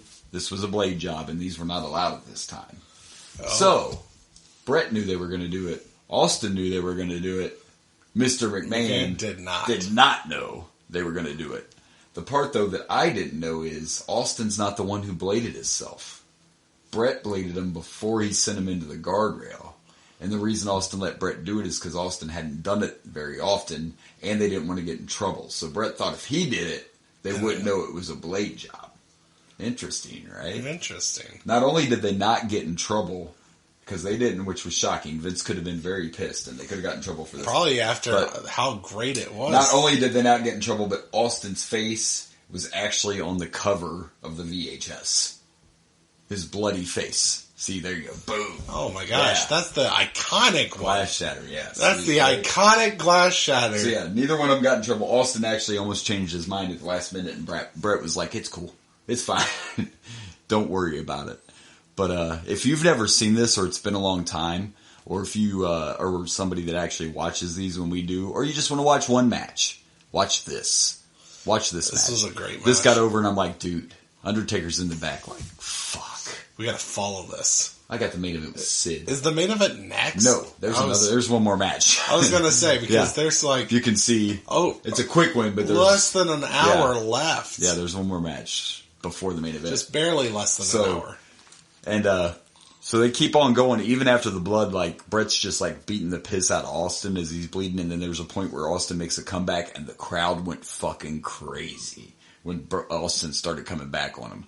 But, Brett got the sharpshooter in, but Austin never tapped. He even almost got out of it, and Brett reapplied it, and Austin passed out. And this match is like, here again, we got another one of those moments, and I'm about the moments, and this moment here sent Austin to the next level. Like, it did. You don't have to win to become a huge star. This took him to a whole new level because he never tapped, and he was bleeding like his fucking throat was slit. Like fans were cheering him like he was a face. Yes. I mean, after the match, I know that he's well liked anyway. Yeah. And he was never really, like, we talked about this too. The truth is, the fans made Austin a face, but Stone Cold was never a face. No. Not actually. He did somebody, but we turned him into one. And even after he passed out, the match was over, and then Brett thought he was going to go back and do some more damage, and Shamrock shut that shit down. He threw Brett down into the ground one time and asked him to bring it on, and Brett walked away. And that's when he started flipping off and all that. But, yeah, if you haven't seen this, because I'm telling you right now, I mean, I'll just rank it right now. This is 5 stars. Oh, yeah. This is 5 stars, hands down. I didn't put anything special on there, but this is definitely a 5-star. 5 bloody heads. Yeah, 5 bloody heads. Because of the wrestling, because of the storytelling, because of the moment. And the blood did add to it. That's why Brett... So, listen, we say Brett cries light, right? But it was Brett's idea. And Brett knew of course Brett knew he was going over. But Brett's the one that said the blood is going to take it to the next level, and it's going to make you look even stronger. Because would it have been as effective if Austin passed out and wasn't bleeding? No. It wouldn't have been anywhere. You would have just thought, really? You passed out in a sharpshooter? Like, people tap out, but you passed out? The blood was flowing heavy. The blood was flowing, like... It was... but the thing is, every single move just was intense. Had purpose. Every single move was, like, intense. Holy shit. Like, it just looked brutal. Even sending each other to the corner turnbuckles, it was just hard as could be. The chair shot from Austin, like, Brett brought the chair and he didn't get to use it, but Austin hit Brett over the back with it, and it was the fists, the stomps, like, the whole match, you felt everything. Like, these two wanted to beat each other's asses, and you believed it. This is, again, for this kids. Is how you tell a story. This is what wrestling is about. This is how you make it look believable. Yes. This is, I mean, so believable that Brett sees a cushion chair and was like, fuck that chair. Fuck that chair. I want the real chair. I want the one that's going to hurt. And actually, there was a spot, I forgot to mention, where Austin tied a cable around Brett and was getting ready, he was trying to choke him out with it, and Brett grabbed the fucking ring bell and cracked Austin in the back. And didn't turn around, he didn't care. No, he just did you over could his tell head. He was choking, and he just grabbed the first thing he could and swung it the way he had to. Yep, and then proceeded to the sharpshooter. Brett tries to get off Brett puts the chair on Austin's leg Yes. after he gets it. Yes. And he goes to the top rope, and before he can look up, Austin hits him in the back with the chair. With the chair. Like, yeah. this was all about realism. Everything looked believable. Because we were happy to be talking, if you didn't see the story, where Brett said he's not as big of a fan of wrestling today, and one thing he mentioned was, like, guys, look now, instead of what we're talking about. Brett didn't see that chair shot coming. Austin didn't see the bell shot coming. If you literally are looking at the guy when a spot's supposed to happen, we're not going to believe it. Or if you just stand in the middle of the fucking ring And you're waiting not for the move to happen, waiting for it to happen. that doesn't make sense unless you're trying to counter. Yes. This was all believable. Like he said with the bell shot from Brett, it's believable that Brett didn't even know the bell is what was there. Brett was just reaching. Yeah, Give me something to hit this fucker with. He doesn't hit Austin with He didn't the look bell for the bell. part. He didn't. He did the back of the bell because that's just where it was. Because he didn't look for the bell and he didn't look for Austin. He picked up what he could find and he just swung over the top and he hit him right in the back of the fucking head, which led to the sharpshooter. This is Wrestling 101, kids, and I feel bad. I know the main event's Undertaker and Sid. There's one more match before that, but I feel bad for anybody that has to try to follow this. We just went to class and these teachers taught us what the fuck to do. Yes, they did, baby. So as much as we can talk about Bret Hart crying, come on, man, like, fuck. And this just... you know what? As much as I complain about his crying, he is hell of a... Performer. And a storyteller. He's and great in the ring. He gets exactly what it's about. Because everything... Very legit. angry man. And we were excited even though the ref didn't know what he was doing, but we got to see a Stone Cold Stunner with the kick. With the kick. After the match, but that ref didn't know how to take it. With the kick. So and this time, I'm not that I was bothered before, but I've been waiting to see when we start doing taps. Because so far we haven't tapped. And maybe that would have happened in this match. Ken Shamrock might have been the one that... I think this is when it'll start because you're getting the UFC guys in there, and that's how they do it, in the UFC. I didn't realize till we started doing this that it had been this many years without taps. I didn't realize it either. I thought it was we've seen guys give up in submission moves, but they don't tap. And sometimes they'll tap and it still doesn't stop it. So you're right. Maybe when they started working with the UFC, they kind of integrated. But this one, I didn't mind the no tap because it makes Austin look stronger. The story they told is Austin just passed out the pain. I love that. And even Jerry Lawler, who's always like goofy and whatever, he said, "I've never seen an athlete so tough. That man did not give up. He passed out. He did not." Yeah, Jerry Lawler was just speaking truth here. Yeah, and it was a very serious, like, this dude's a badass. You saw that, right? Like, he didn't tap out. He fucking passed out. He's not wrong in anything he said. No, he's not. And, I mean, we're going to watch the rest of this, but I'm sorry, guys. No match is going to top this. Not even the main event. Not only that, but, there's no way. Brett. He's okay, I promise. Brett's full on trying to make it look. He's going full heel. He goes. He tries to attacking Austin after he's heel. Like pretty much passed out still. Yep. And Ken Shamrock has to do a body. Or not a body slam. He just kind of belly to back. Threw him over, Belly to back, throw off of him and tell him to get the fuck out of this ring. Yeah. Yep. Good shit. And I'm sorry that anybody has to follow it. I guess Bret Hart's technically a face. But not for long. No, he's saying bye-bye soon. I feel like that might have been a full-on heel turn. I don't know if they'll consider that a full-on heel turn. I mean, it's coming, remember, because we're about to get the Hart Foundation. I know it's coming, but I'm like, was that it? Was that our heel turn? I forgot to bring that up. Yes, according to what you read, they consider this a double turn. They consider this where Bret became a heel and Austin became a face. So yes, this is referred to as, I'm glad you brought that up. They refer to this as a double turn. This is where Bret has become the bad guy. And now Austin is the quote-unquote. It felt like it. It definitely felt like it. Good point out, because I meant to bring that up and I didn't have it in my notes. It technically, it felt like a this was considered a double heel, or a double, turn, so. Because technically, like we said, Austin was always a heel. I mean, But and he still is after this. This is where he's the fan favorite. Well We'll call it that way, yeah. He definitely... So yes, this was a double He definitely turn. gained the... Brett is now Unlike official. Rocky at this pay-per-view, Exactly. Austin got the And it makes fans' sense that love. Brett put the icing on the cake when he attacked Austin after the match was over, because a face doesn't do that. Yeah. You wouldn't attack Especially a passed out since he opponent. won. Yeah, it's you not won. like it wasn't a frustration. And He you're just attacking somebody angrily- that's passed out and can't even do nothing. Like, Yeah, it that's felt like a definitely- heel turn. Yeah, for sure. All right, well, let's see what's next. I don't know what this little... We got some kind of match before the main event, I'm but not we'll sure. find out. All right, so our next match was Total Chaos. It was a... A little bit. It's a 6-man Chicago street fight between the Nation of Domination, LOD, and Ahmed Johnson. Interesting when they came out together, LOD and Ahmed had on a set of spikes. Interesting backstage fact. These are just facts. Don't try to tell me I'm racist, but Ahmed stole the spikes. I'm just saying. Yeah.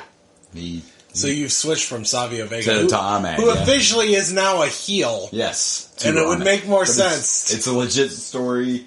Ahmed tried to claim that they were given to him as a gift, but both members of LOD said that he legit just took them and decided he was going to keep them. Oh. Yeah. So. Oh, you're not joking. No, I'm not joking. He legit stole those Oh. spikes. It was not a joke. That's why I said don't harass me. These are real facts. He decided to keep the spikes. He claims they were a gift. LOD says nope, the fucker took them.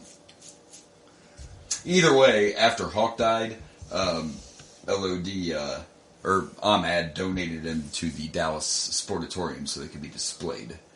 The Dallas Sportatorium is an old school famous arena where wrestling was all the time, so he donated them to them. But yeah, they're saying he legit stole them. Oh, jeez. Yeah. So they. I want to be an LOD So they let him borrow them for this. pay-per-view, and he just decided to keep them. You Now just- listen, I know Ahmad's a big man, right? But there's some guys you know in wrestling that you're just like Haku. I would not fuck with him in real life. I don't think I'd fuck with LOD. I just look at them like, I don't think... And they're legit from Chicago. They're like legit from the streets. You might not, but Ahmed has know that- a do you know that- inflated sense of self-worth. He does. And but- it's not like Ahmed's a small do person. you know what LOD used to do before they wrestled? They were bouncers in Chicago at bars. And see sometimes while they were see still that. wrestling, they would go back to Chicago and bounce at some bars just to be able to throw some people around. I just really enjoy throwing people to the ground, so when I am not wrestling, I like to go to bars and do it to normal people that think they're hot shit. Yeah. Also, we were talking about a spot. So there was a spot where, there was a spot where Hawk or Animal tried to pile drive Farouk through the table, and it was horrible. The table didn't break. The pile driver didn't nail it. It was really bad. It was really, really bad. But then there was this fire extinguisher spot that looked like it was really dusty, and it kept hanging around. So my co-host is like, "Do they use real fire extinguishers?" And I'm like, "I don't think so. Let me Google it." And they don't. But the problem is, there's always one of each. There's a fake one and a real one, because if there's a fire, you need to have one around. And fucking Hawk grabbed the wrong one and legit sprayed Farouk with the actual fire extinguisher. And Farouk did suffer some minor burns, I guess, from the frostbite, I'm guessing. I don't know. Oh, jeez. So then later in the match, Hawk found the right one, and he just decided he was going to go around and spray it like... And then just start Just spraying in the air. It's like, celebrating, see, I got the right one now! So I think this was just like a go get your beer, get ready for the main event match. It was This was fine. just a but it was slobber like, knocker. and we were also one might very say. uncomfortable because there might have been a rope. Yeah, there was a rope. Going around black Not people's- just a rope, a noose. A noose going around A rope with a noose. Farouk and Ahmad's necks. They did make sure that no white person put that noose on them. No, and but- they kind of stayed away from them when the noose was on. Yeah, but it was kind of but uncomfortable. there were still nooses Yeah, a going around. lot in a match with about 70-80% black people in that ring, and that was a little awkward. But I guess it's the Puerto Rican put the noose around his neck. So it's fine. I So guess I don't know. It was still. it's not a very racist lynching if it's a Puerto Right. Rican instead of. I don't know. Oh my goodness! It was, but this was awkward. kind of. It was. I mean, it is what This it whole is. match was kind of awkward. I'm not totally usually against street fights, but it was just kind of almost too chaotic. Like Yeah, the street couldn't fight really- with 6 men. it was too much. You couldn't focus on, and they all were attacking. You know, And then when the rest everybody of the was nation attacking- got involved because there were no DQs, so then you have everybody, like PG-13s in there, D-Lo's in there that we don't know is D-Lo yet. And It was just kind of- insane. it was fine, whatever. I do have a curious question. Sure. So when LOD goes and they bounce at these clubs, right? Yeah. Do you think there's a scenario where, a guy decides to throw his girlfriend on her shoulders? These things, and they get a doomsday, device. Does LOD start seeing red and being like, I need to get on top of that stage right now? Woohoo! It's like, LOD, no. He's picturing it like now, if Hawk's done enough of his recreational stuff, I could see him getting on the balcony of the nightclub and taking that bitch out, doomsday device. Fucking animals what are you doing? What are you doing? We're not at WWE, man, right now. Right now. That chick was just trying to see. But she was on some shoulders, man. Yeah, and I had to do it for land. Like Zoinks, man, what am I supposed to do? Wow, that would be horrible, wouldn't it? So it was what it was. I'm gonna give this, kind of funny as fuck. That would be hilarious. I'm gonna give this 2 fire extinguishers. two fire extinguishers. For me it's gonna be a 1.5. For the love of God, don't put a noose over that man's head! Or that man! Or that man! Or none of the men! Why didn't Crush have the noose around his neck? Then it would have been alright. No. It went exclusively on the black men. Yeah, exclusively, yep. Farouk had it. Ahmed had it. Yeah. Not good. But hey, and they just kept using it. Yeah, the camera wasn't even cutting away. And it's not like they just took a rope. No, let me put this out. They didn't take just rope and was choking people with a noosed. rope. It was noosed. literally a noose that they were pulling on. Yeah, it was literally noosed. All bad. It was not good. Not good. So, but we made it through it, and now we know it's main event time, and I'm sorry, Sid and Taker. I'm not saying it's going to be a bad match, but you're not going to top Austin and Brett. You might top that last one. Let's see what happens. There might at least not be offensive I don't think there'll be any imagery in that one. Well, not yet, but Taker goes down that road later. I mean, Stephanie gets crucified on TV, so that's... Oh, that's a different type of... Yeah. That's a different Austin type of and offensive. Stephanie both get, but that's all another story. We get some little bit of religious imagery that I'm sure upset many people, and too. soon we're going to get to a pay-per-view where God wrestles, so we got that to look forward to. Shawn Michaels and It's at a pay-per-view? Yes. Shawn Michaels I'm and so God. glad we get to take care of that. Yeah. All right, let's check out the main event. This is like you wonder. I wonder if that match is what inspired South Park to do the Jesus versus Satan episode. I don't know, but doesn't that tell you how dedicated Shawn was? He had just found his religion again, and Vince really pitches this, and Shawn's like, "Sure, I'll team up with God." It's like, oh, I see that. So this is after he finds God? This is when he comes back and he finds God, then he finds God teams and wrestles God. Team jobs out, or God jobs out, never comes back. He gets an entrance too. I can't wait till we get to it. Is it just a choir of angels? Some light and some music, and it's good stuff. We'll save that for another time. Oh my gosh, when is this? I don't remember exactly. We got several years though in our podcast journey before it happens. So interesting. Yeah, this is after Shawn comes back from the back injury and all that. So we're talking 2000s. When he stops being as much of a dick. Yeah. All right. Okay. Main event time. All right. So before our quote unquote main event, Shawn comes out, music, gets in the ring, pyro and all. He's having this Hulk Hogan moment. Shawn must pose. Yeah, Shawn must pose. But he actually come out to do commentary, and then we get our entrances, and the Undertaker comes out first, and he does a little throwback. We got Undertaker in the old school gear, the original old school gear. He's still got the teardrop, but he's in the old school Undertaker gear with the gloves and the tie and the hat and all that. So, and then of course Psycho Sid comes out, and then before the match can even start, here comes the the Hitman, to talk shit to Shawn and Taker. And Sid, but Sid's like, fuck that. And Sid powerbombs Brett, and Brett should get a fucking award. That either hurt really bad or Brett, that was the sell of the year, one or the other. I don't know, because that shit was sweet. I mean, Brett is a professional. Yeah. And then we start the match, and it's a bear hug fest for a while. Oh my gosh, so boring. There's several botches.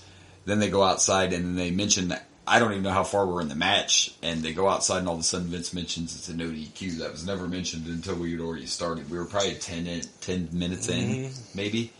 So it continues to go, and it was, there was so much, like, Undertaker clothesline Sid, and I'd never seen someone fall so slow in my life. Like, it was just... Yeah, it was just very... It was bad. It's like botch after botch. Yeah. And And it's Sid sad usually does because pretty this should good. be an exciting match.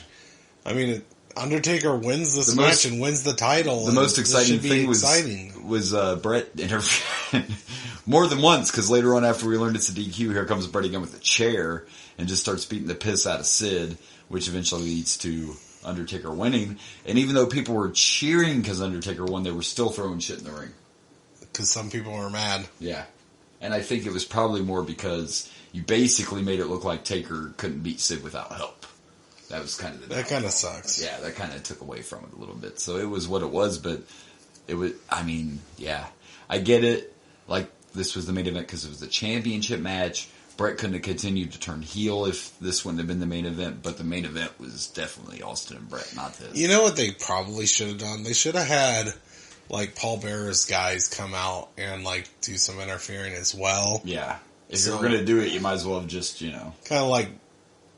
Because here Fuck again, both of them what I over. pointed out was technically in this match, Sid's the heel, Taker's the face, and Brett comes out and attacks the heel. But you're turning into a heel and no one likes you. Well, in fairness, Brett's attacking the one that powerbombed him and he was really hurt. True. It really hurt, dude. Dude. Really hurt. It looked like it did, but of course I don't know when Brett's whining, if it's because of the move or it's because of his career. I'm not sure which one he's whining about. It's hard to tell. All of it.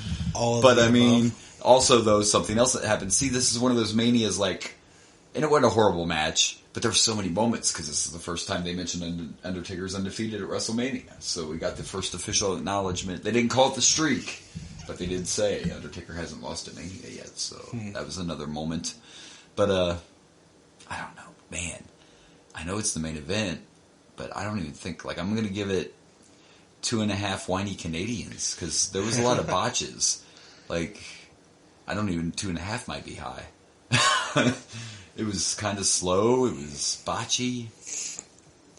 I'm going to give this 2 disappointing tombstones. See, he went a little lower than me, and I can't hate him because Yeah. he wasn't that great, man. For me, it's not even that it was bad. It's that it was... This is supposed to be the main event. It didn't feel like you were watching a main This event. is the main event of WrestleMania. Yeah, and it didn't feel like it. I mean, we got amazing main event 2 matches ago. Yeah. But then this was... It was better than the street fight. It's like WrestleMania went up, and then Yeah, and tried to level off. Yeah, it's like a roller coaster. But congratulations to Taker on winning the championship. So I want to be more excited about that. Yeah. Yeah. I don't remember the Undertaker having so many title runs this early. Well, this is only his second one. This is only his second one. But the in first his one would have 30-year been- career already. Well, he didn't have that many overall either. You would have thought Taker had more titles than he did, but Taker kind of didn't need the title, which is an old saying, but it's true. Because it would have been 91 or 92 when he won his first one, maybe 93. He beat Something like Hogan. that. Yeah, so.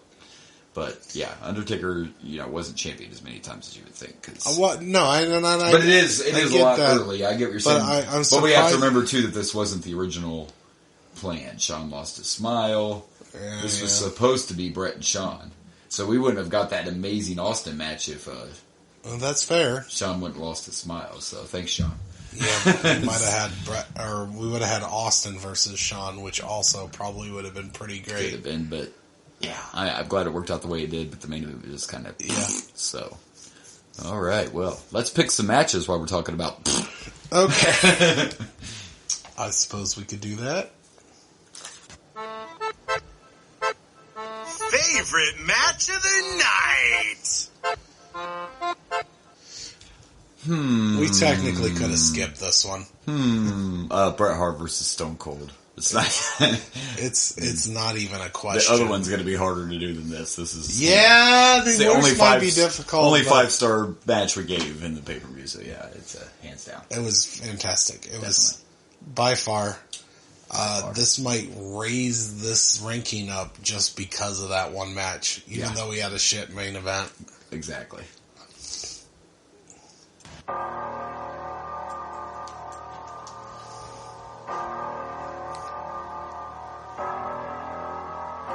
worst match of the night. This one was a little bit harder, and I had to talk it through in my head for a minute because I almost went with Rock versus Sultan because it was not a very good match. But then I used the logic of Undertaker versus Sid was supposed to be the main event. It was the world title match, and it was very sloppy and botchy, and yeah, there was some interference, but I'm going to go with the main event. I'm going with Sid versus Taker because of the fact that was supposed to be the WrestleMania main event. Yeah, I'm going with the same. I have to agree with you. And I actually the exact same logic. I thought of you because you're the one I learned this logic from. I stole your logic because this has happened on pay-per-views before, and you've done this where you're like, yeah, that was a bad match, but this is the main event. And it makes it, It not only is it a bad match, but then you also add on the disappointment factor. Because when you get a main event, you're expecting that to be the match of the night. And even with or at least close to it. Even with Rocky and Sultan, it was two newer guys. Like, if the main event would have been fabulous, I would have picked that one. But this isn't two rookies fighting a mid-card match. This is the main event for the world title. So right. Yeah. Exactly. Look, we agreed on it was a title match. It was the main event. Of a Mania. This is what you expect. You expect a good, at least a decent match. At least a decent match. And that wasn't what we got. And besides the botches, there were way too many bear hugs. And we liked both people involved. Dude, I love Sid. I love Sid. It's not like they threw Bob Backlund in the main event. I would have probably hated that no matter what. Right, no matter what. But I like Sid Vicious. Yep. I love The Undertaker. Undertaker's the man. And it was disappointing. Yeah. You throw in the disappointment factor along with the fact that it's the main event, which also enhances the disappointment. Yeah. And it wasn't just us because Undertaker, who's over, won the world title and they were still throwing shit in the ring. And it wasn't really, I think, against Taker. It was just the match. And it's next pay-per-view that's at Chicago, right? Not this one? This was Chicago. Okay. That explains a lot, actually. Oh, wow. No, I'm not... This is not a knock on Chicago. Chicago is one of the most vocal fan bases they're in wrestling. Yeah, in all sports, I feel. And Chicago... If Chicago doesn't like you, they don't hide it. Yeah. They are very vocal, and I thought and they were maybe this was it's something I didn't fully notice until CM Punk because he's from Chicago. Right. You notice it a lot when CM Punk they are very vocal fans, and you're seeing it here. Yeah, because they were disappointed with that match. I guess it's not surprising that the first Rocky Sucks chant happens in Chicago. Yeah. For sure. Because Chicago fans are rough. Passionate. Yes, it's a very passionate city. It's a great wrestling city for sure. Yeah, so that wasn't me. I wasn't trying to I know. I was just insult Chicagoans. On the opposite, actually, they won't pretend to be nice. No, they don't pretend. They tell you how they feel. They'll tell you what it is. Yeah. And they did, and I don't disagree with any of their opinions. Me neither, I guess. Well, I guess I kind of disagree with their opinion on Rocky. But I'm also looking at this as a future lens. Yes. I'm also looking at this as I don't think Rocky is bad enough for them to... out of all the wrestlers, I can't believe Rocky's the one that got Rocky Sucks. Right. Where's the Godwin Sucks? Right. You want disappointment, but I guess they've been somewhat impressive at times. Yeah, What do you do? So, yeah, it actually makes a lot of sense that it's Chicago where Rocky Sucks started. For sure. So. All right, well, it's time to rank some manias.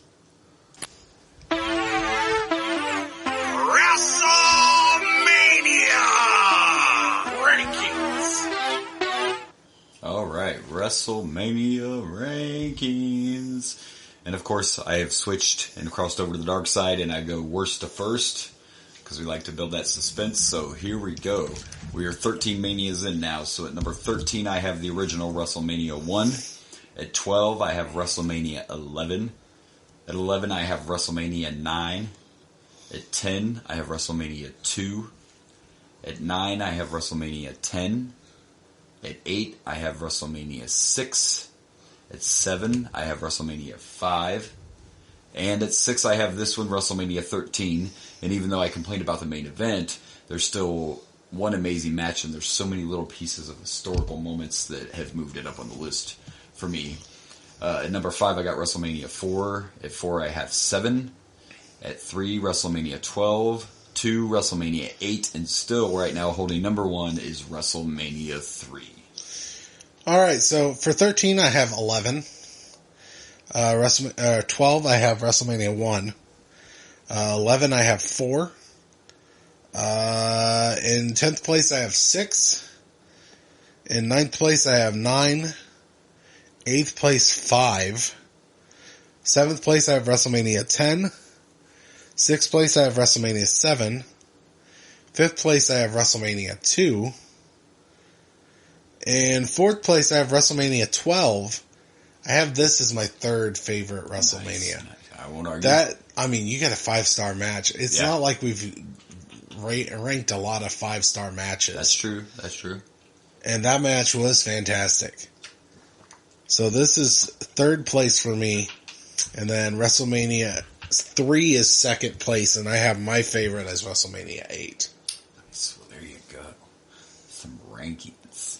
So we've picked matches and we've ranked. And now I guess we got to plug some pluggables. In case anybody forgot, they haven't heard in a minute, right? It's been a while.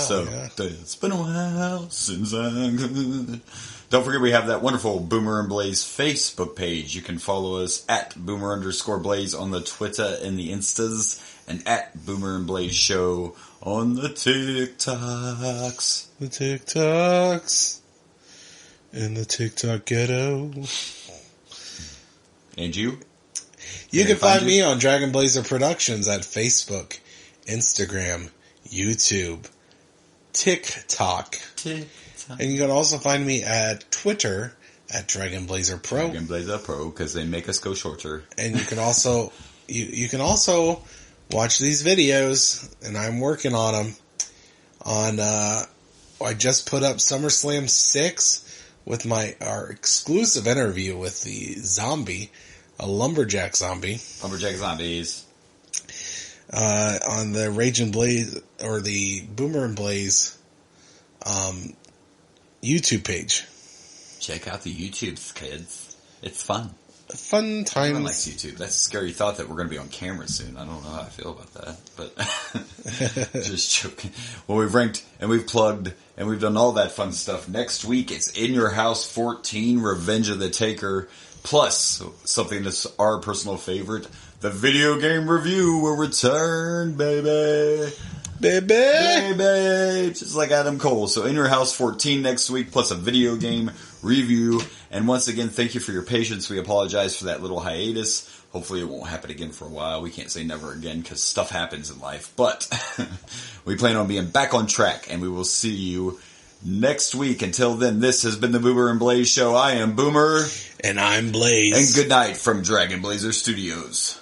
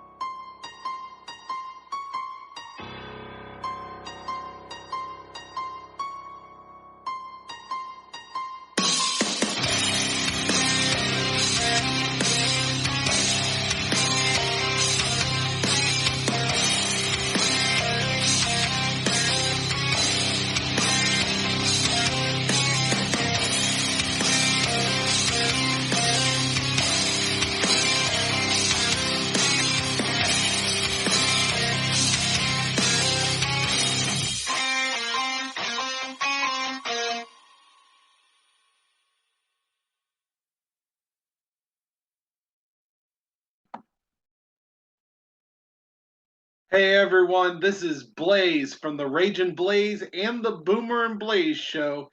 Thank you for watching. Please like and subscribe for more wrestling content.